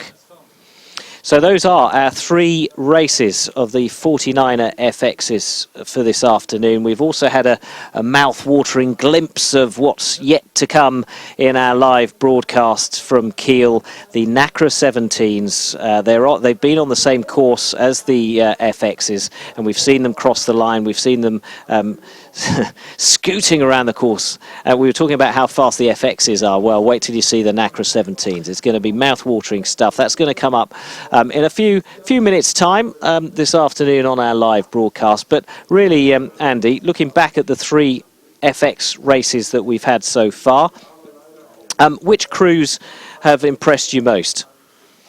Well, I think we have to say that it's the Dutch. They've won 2 of the 3 races.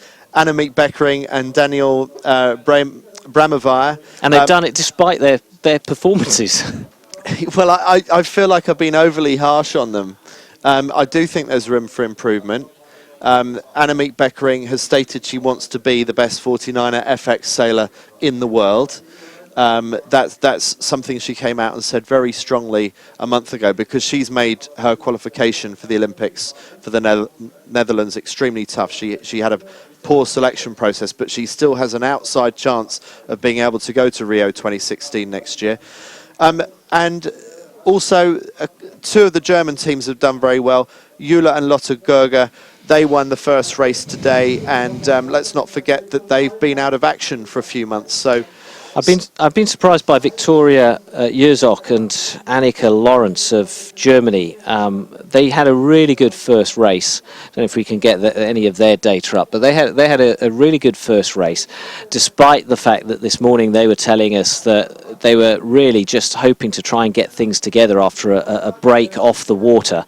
And then in the next two races, well, they went in the drink in race 2 and they disappointed as well at the start. If you remember, they got the start of race 3 all completely wrong and almost took out our leaders, the Dutch. So I think they'll have a lot to think about and discuss, and they'll definitely be having a look at the data this evening to see what they can improve. But I suspect at the end of the day, they'll probably decide it's just their handling. They just need more practice, which is why they are 4 points behind their compatriots and are sitting in 4th place. So confirmation then of those results and positions after 3 races of the 49er FX, with the Dutch very much in the lead, but still only 2 points between them and the Gerger sisters, who've really shown just how strong they are with 3 podium places, despite at certain points in those races falling quite some distance back.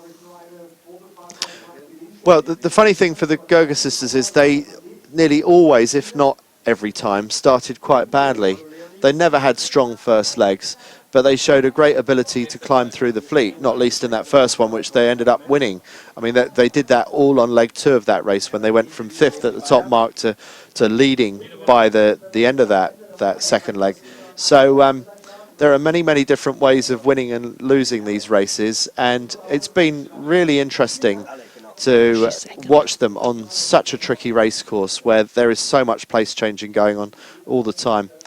And well, let's get on the water, because we can speak to Leonie Meyer, who was 2nd in that race.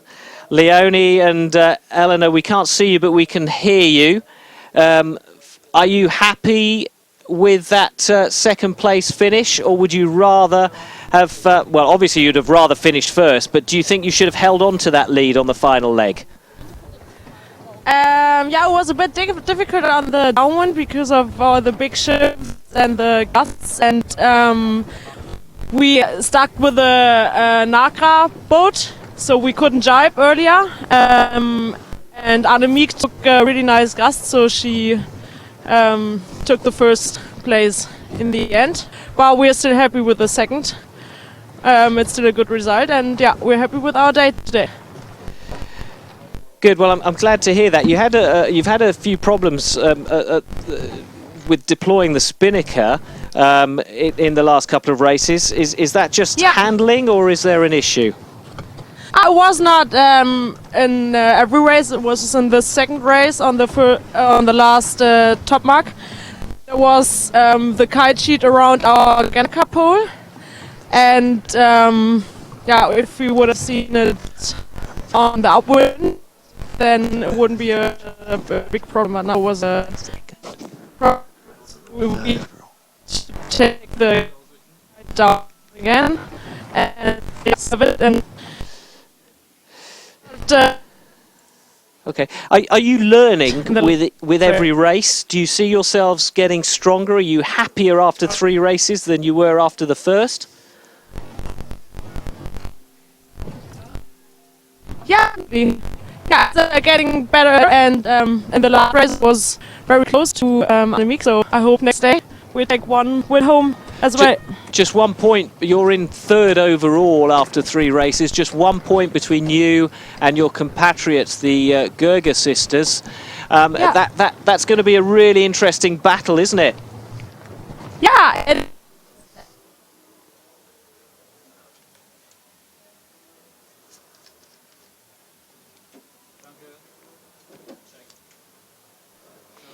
Okay, well, thank you very much. We'll let you prepare for your next race, and it's been very entertaining, so thank you very much for that. Good luck. So Leonie Meyer there, very pleased with her performance and the way they're improving, and rightly so.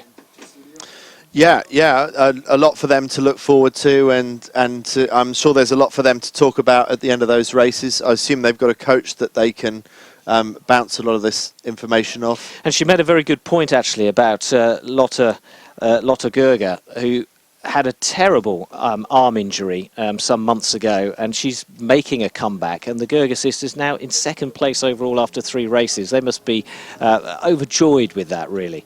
Yeah, that's fantastic. It's funny how people can do that. You've sort of got that muscle memory of remembering what it's like to sail the boat. So even though you've been out of the boat for a few months, sometimes taking that enforced break, when you get back in, you're fresh, it's exciting again.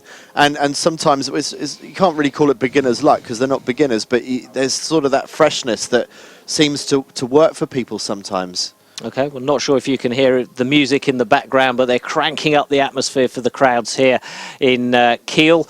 Whilst they do that, we're going to take a break. But when we come back in a few minutes' time, it's going to be the NACRA 17s. It's all going to be fast and furious. Don't miss it. Don't go away. See you in a bit. Competing with champions, always striving for victories. Winners choose SAP. In the world of sports, SAP has fought alongside athletes, coaches, and teams worldwide to help achieve their goals in 2014. SAP HANA has brought sports facts and analysis to more than 50 million fans. More insights and new possibilities with SAP help to prepare for future challenges.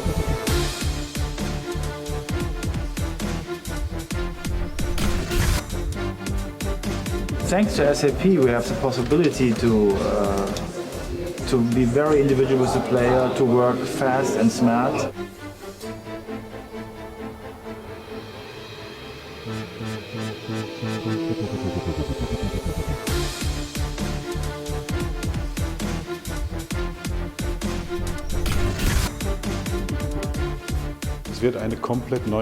We'll have a completely new digitalized world which will be state-of-the-art in our club. And this is the goal SAP is working for with us.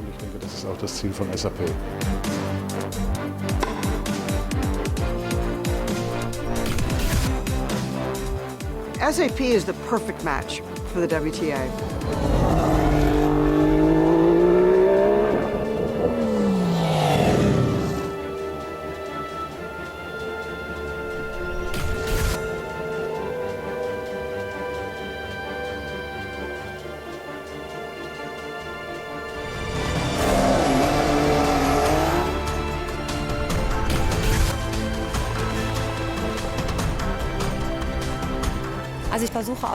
I'm trying to get as much information as possible from the analysis to perform even better with my next ride.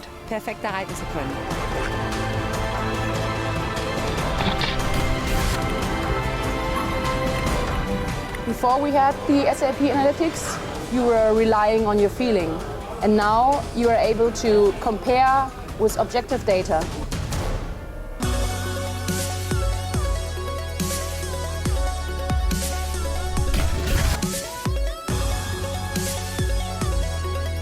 With these hundreds of players, what SAP has created, the draft tool powered by SAP, is just phenomenal.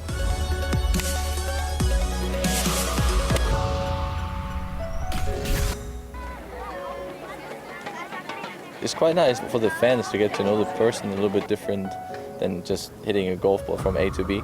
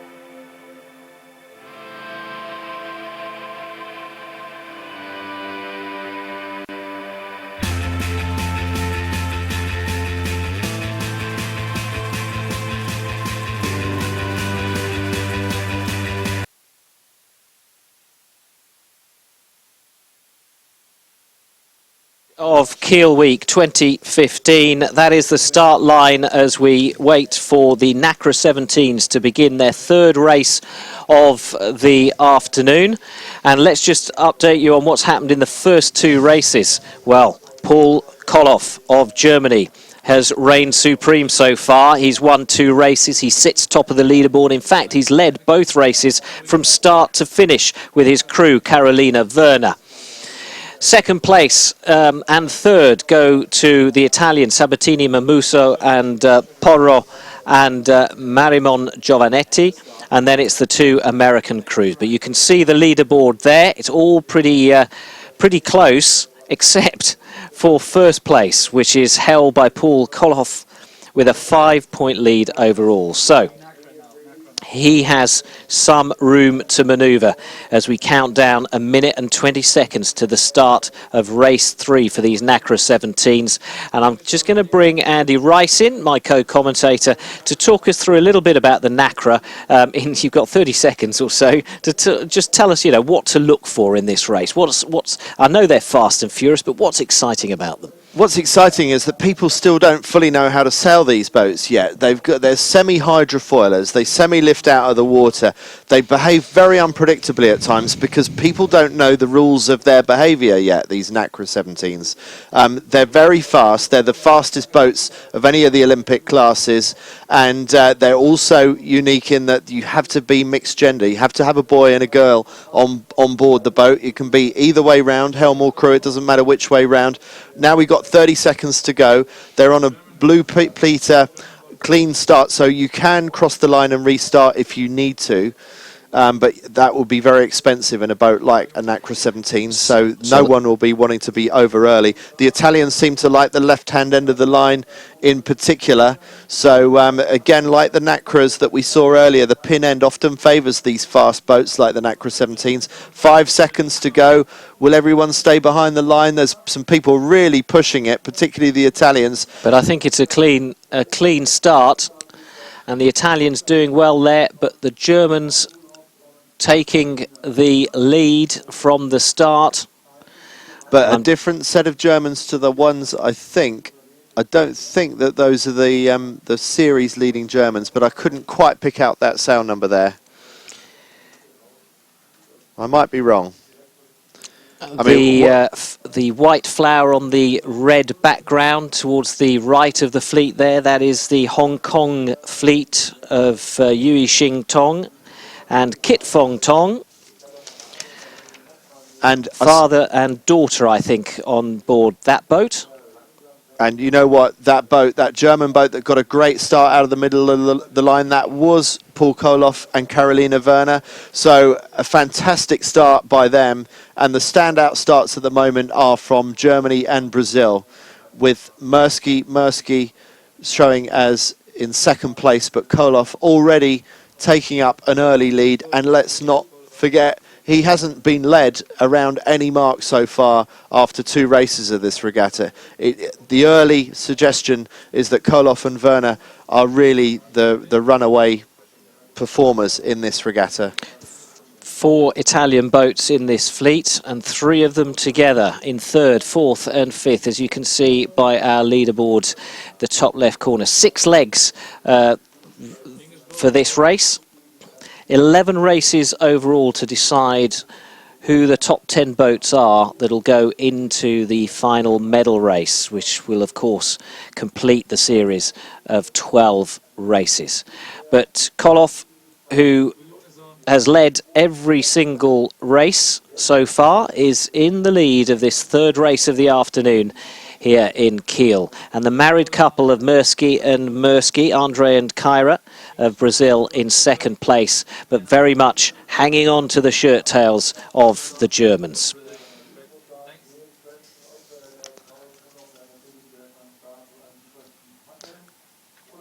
There's a couple of husband and wife teams in the NACRA 17 as well, which I think is a tough test of any marriage, really, to sail a boat as hard as this.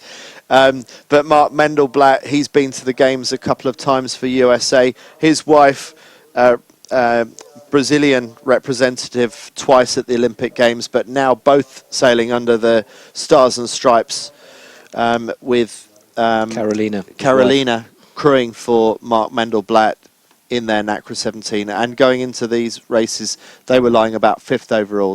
We can see they're in 8th in this race at the moment. So Italy 91, Gianluigi Ugolini and Maria Giubilei. Simultaneous tack there between the top two, but Brazil tacked marginally sooner, but as soon as he tacked, the Germans tacked. Koloff and Werner closely covering the Brazilians and looking to get across the rest of the fleet. And it looks at the moment like the Germans are going to be unstoppable yet again in this race. Already got quite a nice lead. Japanese of Goto and Tabata were firing through the gap there and took 5th place. Very close to the Italians. Not much in it between 3rd, 4th and 5th, so the fleet still very much bunched together.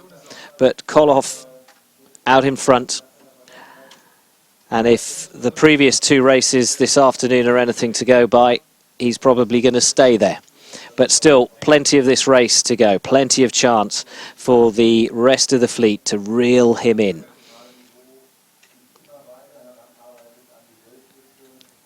Now, this is a notoriously difficult boat to sail. Why is that? It's because of these hydrofoils. I don't know if we're going to see it today because maybe it's not quite strong enough winds for it, but people don't really know how these boats behave under certain conditions. It is fairly flat water on this course here, the TV course, so that will make life a little bit easier for them. But in waves in particular, they can suddenly launch out of the water without any warning, and it's sort of like trying to keep a seesaw balanced. You've got to try and keep the centre of effort of the boat over the top of the foils, and it can suddenly nosedive dramatically, or it can do a wheelie really dramatically, and you can sometimes see these boats launch off the back of a wave, take off out of the water, and then do either a nose stand or a tail stand. I mean, they really are incredibly unpredictable, but the sailors love them. I mean, they absolutely love the challenge of sailing these boats, and looking at these pictures, it's not hard to see why. Trackers on all these boats sending data back to us, which is telling me that Koloff, incredibly, is averaging about a knot, almost a knot more than the rest of the fleet, which is an extraordinary achievement in these conditions with a fleet so close, because it's not a weak fleet, this. It must be a wonderful feeling for them as they go round the windward mark yet again in the lead, yet to be led around any mark of any of these races so far by another boat.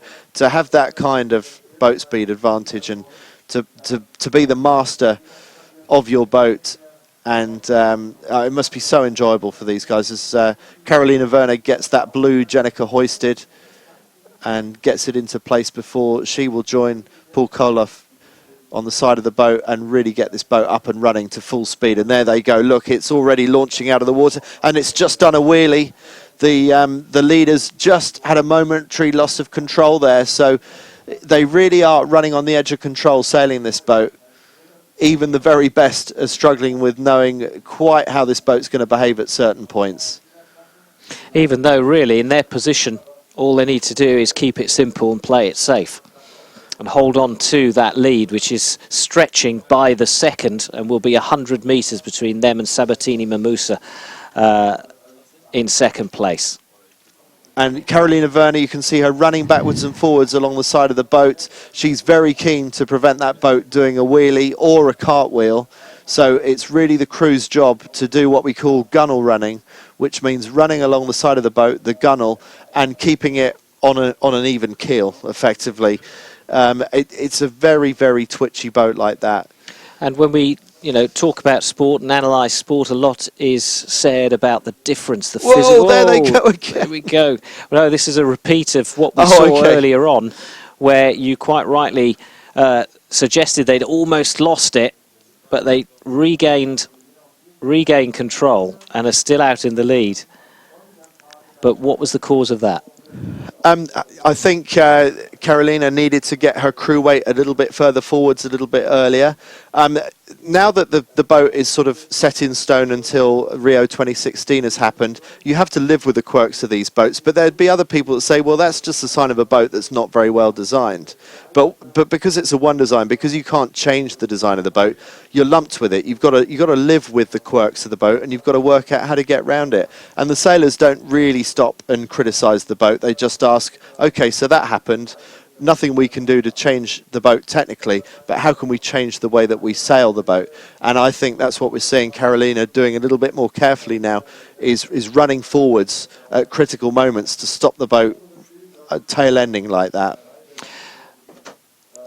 And we talk a lot about the physical difference between male and female athletes, but what's interesting with this boat and these mixed crews is that generally the person doing all the hard physical work is the woman on board. Yeah, and it doesn't really make an awful lot of sense that they're that way round, but I've spoken to a number of NACRA 17 crews about that in recent weeks, and really it just comes down to experience. It's the fact that the person on the tiller steering the boat tends at the moment to be the most experienced cat sailor, but what people predict over time is that more and more we'll see women steering the boat, being the skipper, and that the men will do the hard physical job at the front of the boat, crewing it. Because physically it just makes sense for them to be that way round. But because this is a brand new class, it's only been around for a couple of years, we're still seeing a lot of the top teams being steered by the boys and crewed by the girls, but that will change over time, I'm sure. Now the Italian crews, very young, inexperienced, learning their trade on these NACRA 17s. Francesco Porro, who's currently sitting in 4th place, without a doubt singled out by most of his competitors as the form sailor, certainly within the Italian fleet. And he'll be trying to close that gap, but at the same time will be disappointed at the moment with his 4th place. We'll just check and see, Andy, where are the Italians overall? Because Francesco Porro and his crew, Laura Marimon Giovanetti, they were 3rd overall, tied on equal points with their compatriots Sabatini and Mamusa. So Sabatini, Mamusa and Porro and Marimon Giovanetti were tied with 7 points apiece. Okay, so there's a battle within a battle there. They're chasing Koloff for the overall leaderboard, but at the same time there are some interesting subplots within the Italian fleet as they try and catch each other and prove their worth against each other. They've taken a dunking again, our leaders. And there we see the tall Paul Koloff at the back of the boat, Carolina Werner doing the hard work at the front of the boat, absolutely flying along. We thought the 49er FXs were fast, but look how much faster this boat is. And also how much it flexes at times as it goes through the waves. It's under a lot of stress. And an expensive boat. The parts interchangeable and rentable, we found out, as I think there's one crew with a mast that's actually been rented. The American John Casey and Kristen Lane have rented their mast at something like $75 a day from a fellow American crew. Which, for a rig that costs about 7,000 US brand new, I think $75 a day is a pretty good rental rate, actually. Yeah, I mean, whilst we talk about other classes making sailing more accessible, the NACRA 17 is definitely one of those that costs a fair amount to run, and certainly to do an Olympic campaign. It's been a disaster because this was put down as a class that would be accessible, and ISAF just haven't kept control of the costs. NACRA are now charging far more than they originally did for the boats, and to be honest, I think it's a bit of a scandal, and it needs addressing. I think it's really disappointing that the NACRA 17 has ended up being as expensive as it is.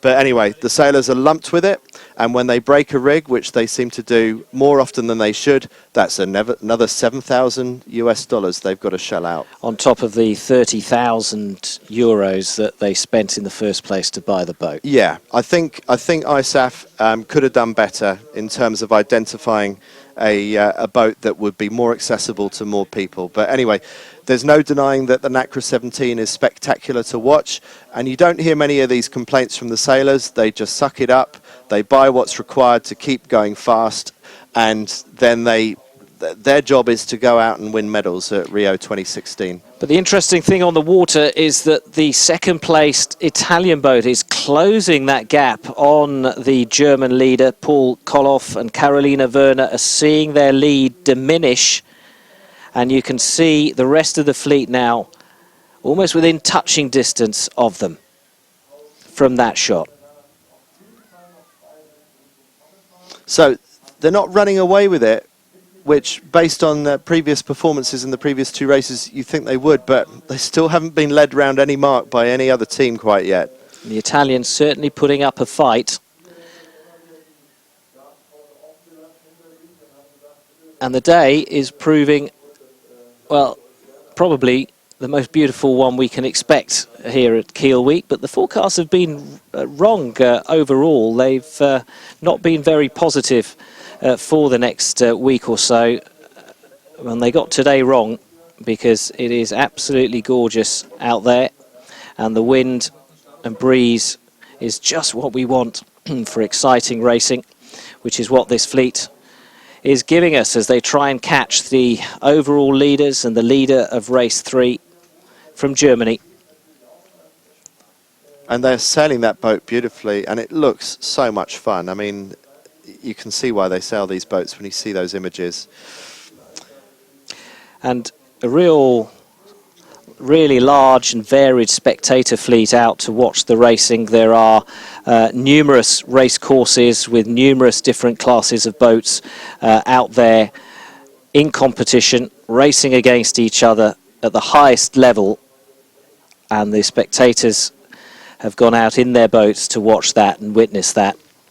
And wherever you're watching, hope you're enjoying the pictures as well, wherever you are in the world, watching this on the internet. And it's good to have you along. We've got live broadcasts from Kiel Week. Today is the first of 9 days as the Germans put in another manoeuvre. And that was really interesting to watch that tack. There's so much for Carolina Werner to do through those tacks. She's got to kick the foil board down on one side. She's got to tack the jib as she goes through the boat, and then quickly she's got to pull up the old foil on the new side before she hooks up, gets on the trapeze and gets the jib pulled in. There's so much coordination and strength required to do that job well at the front of a NACRA 17. And the Japanese, Goto and Tabata, proving that they're a force to be reckoned with, moving up into a podium place. And a real battle going on between them and the Brazilian couple of Mirsky and Mirsky. And we can see from our 3D graphics, that gives you a really good idea, this aerial view of the distances between them and how the fleet is spread out across the course as the Germans round the mark. Doing a jibe set, so doing what we saw the 49er FXs do a lot of, doing a straight manoeuvre straight into to getting out to sea onto the far side of the course, which they would be doing because they believe that there is stronger breeze out there. Look how much that nose goes down at times. I mean, it's such a tricky boat to sail, and you might even see Carolina Werner dumping the Jenica, letting the blue sail flap just to stop the boat nose diving. It's such a tricky boat to sail, but that's why they love it. It's really, really challenging, physically, mentally, everything.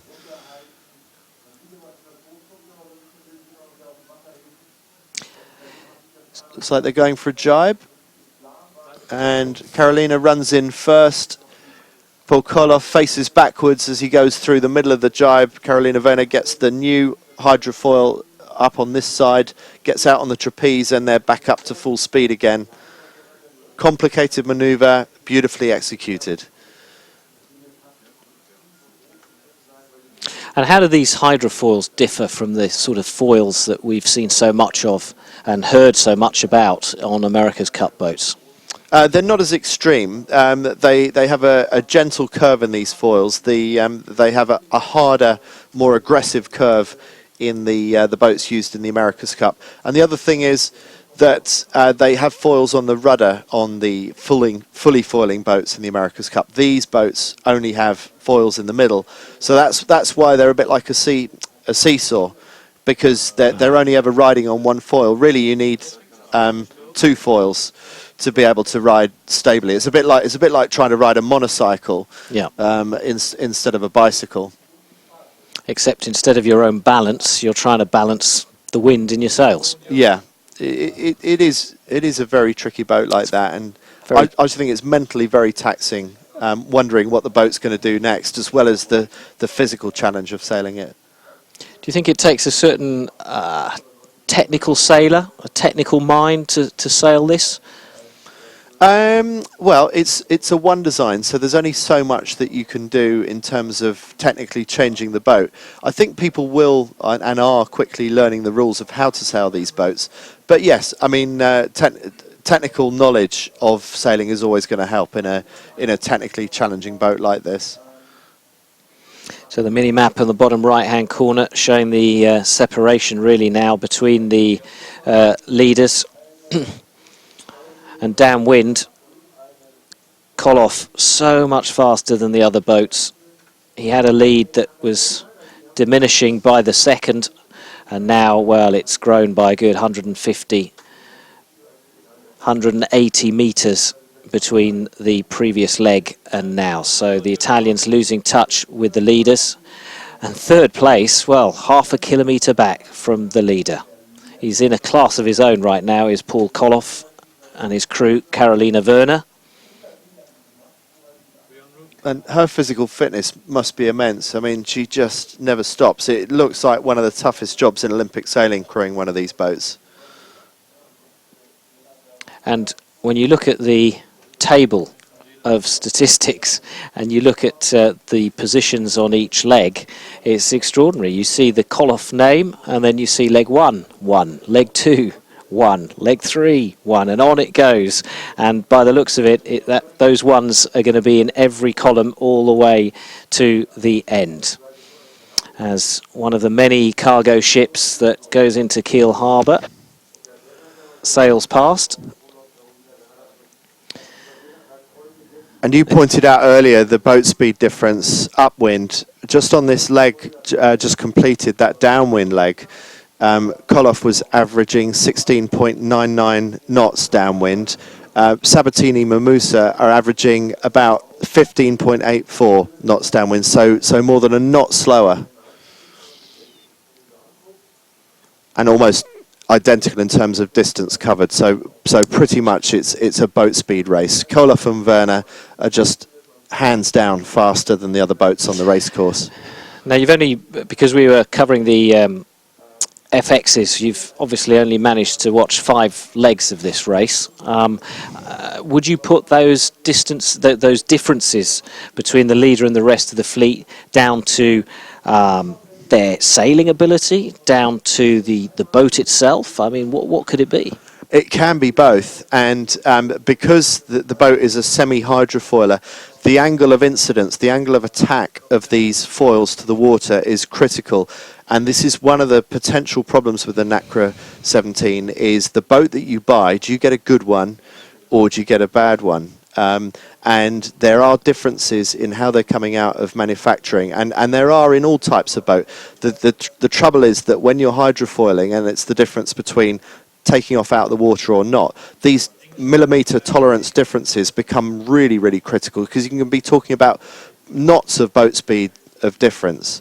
So that there's a technical issue there, but there's also a technique thing, and it's very hard without seeing boats side by side to see what the differences of technique are. But what really impresses me most of all is the work rate of Carolina Werner. She's working that boat really hard all the way around the racecourse. I don't see her taking much of a rest, and I would think that physical fitness and ability to keep going all the way around the racecourse must be a big factor. Well, we're looking at the Russian boat. You're talking about physical fitness. There's 20 years, if they've entered their ages right in the documentation, this crew. There's 20 years between Maxim Semenov, who is helming, and his crew Alina, and I guess that's where the fitness comes in. He's got the 20-year-old doing all the hard work. That's probably the way to do it. Paul Koloff and Carolina Werner, they're very young. They're I think in their late teens, early 20s. That's correct, yeah. So they've got youth on their side in that respect. But it's interesting because traditionally some of these boats were helmed, and to a certain extent, looking through this fleet, they tend to be helmed by older men. Yes, I think it comes and back. by older, I mean this is all relative. I mean, older in a sporting sense. So you're looking at late 30s, early 40s. Yes, that's true. And some of the best sailors currently in the NACRA 17 fleet are over 40. And it comes back to what I was saying earlier about experience. That's just where the best multi-hull sailors happen to be at the moment. But I think that will change quite quickly. I think after Rio 2016, I think a lot of the older sailors, people like Darren Bundock, who's won 2 Olympic medals in the Tornado, he's now in his early to mid-40s. He's campaigning again this time round. But I think probably this will be his last one, and probably the same will be true of a number of others. I think this is increasingly going to become a young person's game. But of course, when the boat's that expensive, this was the problem with the Tornado, the old multi-hull in the Olympics. It was an expensive boat, and it tended to favour older sailors that could actually afford to buy a more expensive boat. That's part of the problem. And presumably the more exposure that this class of boat gets, once it gets to the Olympics, the younger people get to watch it, become more interested in it, and will aim for it, and we'll see more of them go into the class. Well, certainly the runaway performers here are already showing that you can do it at a very young age. They're in their late teens, early 20s, and they are running away with this regatta. So if you've got that boat speed edge and you've got the fitness and the technical know-how, it shows what you can achieve even at a very young age. Well, our TV boat there, you can see, is trying to keep up with the leaders. It's chasing away as we watch from our balloon cam up in the air. As I think that's the Russian boat still coming up leg 5. But the leaders now can't be far off the finish. Yep, they've got to get round the top mark one more time and then down to the bottom mark, which at the speed that Koloff and Werner do it won't take us very long at all. It's too early to analyse the leg that we're on, but let's look at the previous upwind leg. And again, there's a clear boat speed difference. The only boat that tips over 11 knots is Koloff and Werner at 11.57 knots. The next fastest is Sabatini Mamuza, just under 11 knots, 10.99. So they're over half a knot faster upwind, and they're about a knot faster downwind. I mean, how can you compete with that? Just look at the gap. It's amazing to me, actually, that it's only 120 metres.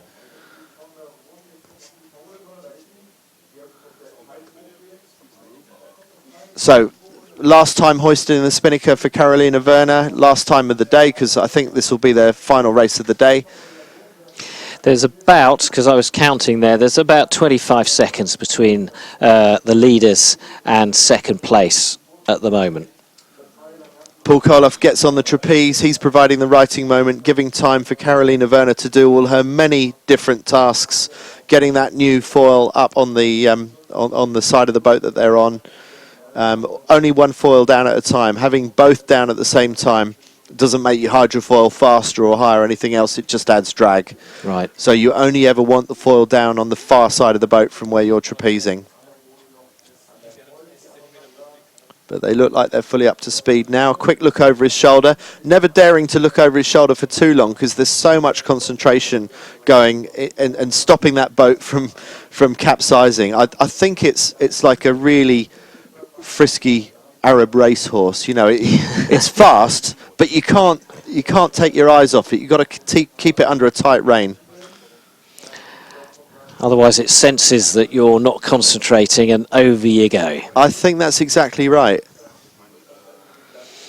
Well, from this we can see the way the bay, the geography of the bay, and the obviously the breeze off the land there will always have an effect on the racecourse when it's in so close to the shore. We've got a few hundred people here at the top of a tower and along the marina, watching the racing, which is so close to shore. I think our cameraman loves this Russian boat that is out of the reckoning as far as podium places are concerned.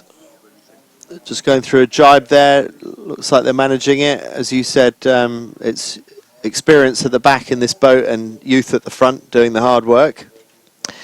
Two Argentinian boats in the fleet, and one of them, Martinez and Bosco, is in 9th place at the moment.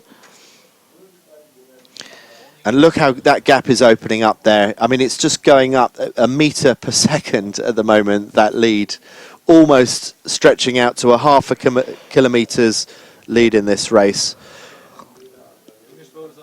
Total distance covered so far, almost 12 kilometres, 12,000 metres. So that's a significant proportion that they're ahead. And this is the one race we're bringing you from the NACRA 17s today, but they obviously have a whole series of races to complete before they get to the medal race later on in the week. But it's hard to imagine how anyone is going to catch this German crew. They are absolutely untouchable at the moment. They are a well-oiled machine. There's not a moment to rest on these boats, it doesn't look like. I mean, it looks like seriously hard work all the time. And it's, you know, you've got to remember that it's not just one race. They're doing race after race after race, all in a day with, what, 15 minutes rest between them? That would be it. And you're not resting either. But they can rest now. They can get that Jenica down now and put it away, put it to bed for the night, because Carolina Werner, she doesn't look exhausted, but surely she must be. And well, I wonder if that's one of the crews that are camping or whether they've got themselves a nice, comfortable hotel bed, because they'll certainly need to catch up on their sleep and re-energise for tomorrow. It's an exhausting boat to compete in. But look at the distance and the difference between first and second place, with Francesco Sabatini and Marcella Mamusa coming in second place. And the Japanese of Hiroki Goto and Wakako Tabata putting up a real fight, but not looking likely for second place. I think they'll settle for third. And there are the Italians crossing the line. There are the Japanese crossing the line as our pictures catch up. So the Italians were second, Japan third, and another Italian boat, one of the stronger of the Italian crews, Francesco Porro, and his crew, Marimon Giovanetti, come in third place. Here come the married couple, crossing the line in fifth. And I think that's a performance they'll be pleased with. well, they've had a pretty good day so far, I think. I can't remember where they are overall, but we can look at those overalls in a moment. We have to wait for all the boats to cross that line before the final data comes in, and the numbers are crunched, and then we'll be able to bring you the confirmed results and more importantly the overall leaderboard after 3 races on the NACRA 17 course. But it's been a good day of sailing, especially with the 49er FX. Some really close racing. We've seen a capsize, plenty of dunking in the water, plenty of close battles. And I think for those who follow the NACRA 17 fleet, it's going to be a case of the battle for second and third, because I think the leaders, unless something drastic happens overnight, I think are going to be pretty much untouchable here in Kiel. Well, the only thing is, I would think that the performance of these boats varies so much in different wind ranges. So just because Koloff and Werner were so fast in today's conditions doesn't necessarily mean that they're going to be fast in other conditions. Paul Koloff, he looks like a big guy to me. And I wonder if they're one of the heavier crews, and that might be part of their advantage. I don't know that for sure, but he looks very tall, and these boats don't carry an awful lot of weight. But I'd expect the winds here to be fairly strong throughout the week, if tradition is anything to go by. Well, if that's the case, and they don't have any gear breakages or anything like that, then I think you're right. I think Koloff and Werner will be unstoppable if the breeze stays like this. Let's also not forget that this is one of the flatter water courses, because the TV course is fairly close to shore.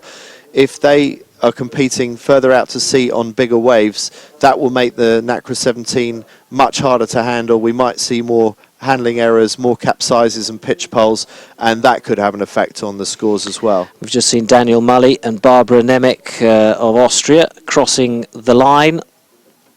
They're new in the NACRA class, this pair from Vienna, and they, I think, will be happy with just getting round the course really and improving and learning, and that's what it's all about for the Austrians, who've successfully finished the race. And very shortly, here we go, we can confirm the overall leaderboard. So look at him sitting at the top there, Koloff supreme in first place. 10 points already between first and second and third. 10 points between them after just 3 races. That's pretty extraordinary. The Italians in second, and well then a crew we hardly saw any of in that race. The Americans of John Casey and Kristen Lane, who fancied their chances at a medal and have still got to fancy their chances, although it's unlikely to be gold if this is anything to go by. But as you said, conditions might change. Things may completely turn around with 12 races in total in this series. The Brazilians in fourth, and the Japanese, who came in third in this third race, or second, actually, officially, it's been given a second place. This is confirmed, is it?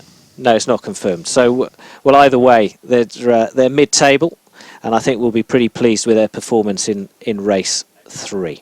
And again, a good geographical spread from South America to the Far East and Europe in that fleet. So those boats will return to base, and they will have a little time to recover and go out again and race tomorrow. And in that time, they'll probably go to sapsailing.com and have a good look at the data and see if there's any way that they can catch the German Paul Koloff and Carolina Werner in tomorrow's racing. Yeah, it's been a good day, hasn't it, for a first day? The early rounds of the races and some really close stuff, especially in the FXs. Yeah, it was fantastic to see. I think we saw the best of the FXs and the NACRA in those conditions and in this bright sunshine as well, which we don't always expect to see here at Kiel Week, but we're delighted when it comes along. And yeah, it's very open, I think, in the NACRA 17. It looks open and shut in the NACRA 17. Just a runaway performance by Koloff and Werner there. Okay, well, we enjoyed the exciting FX racing earlier on this afternoon. We have the 49ers, so we have the men's boats going out tomorrow. Make sure you join us for that live again tomorrow, midday Central European time.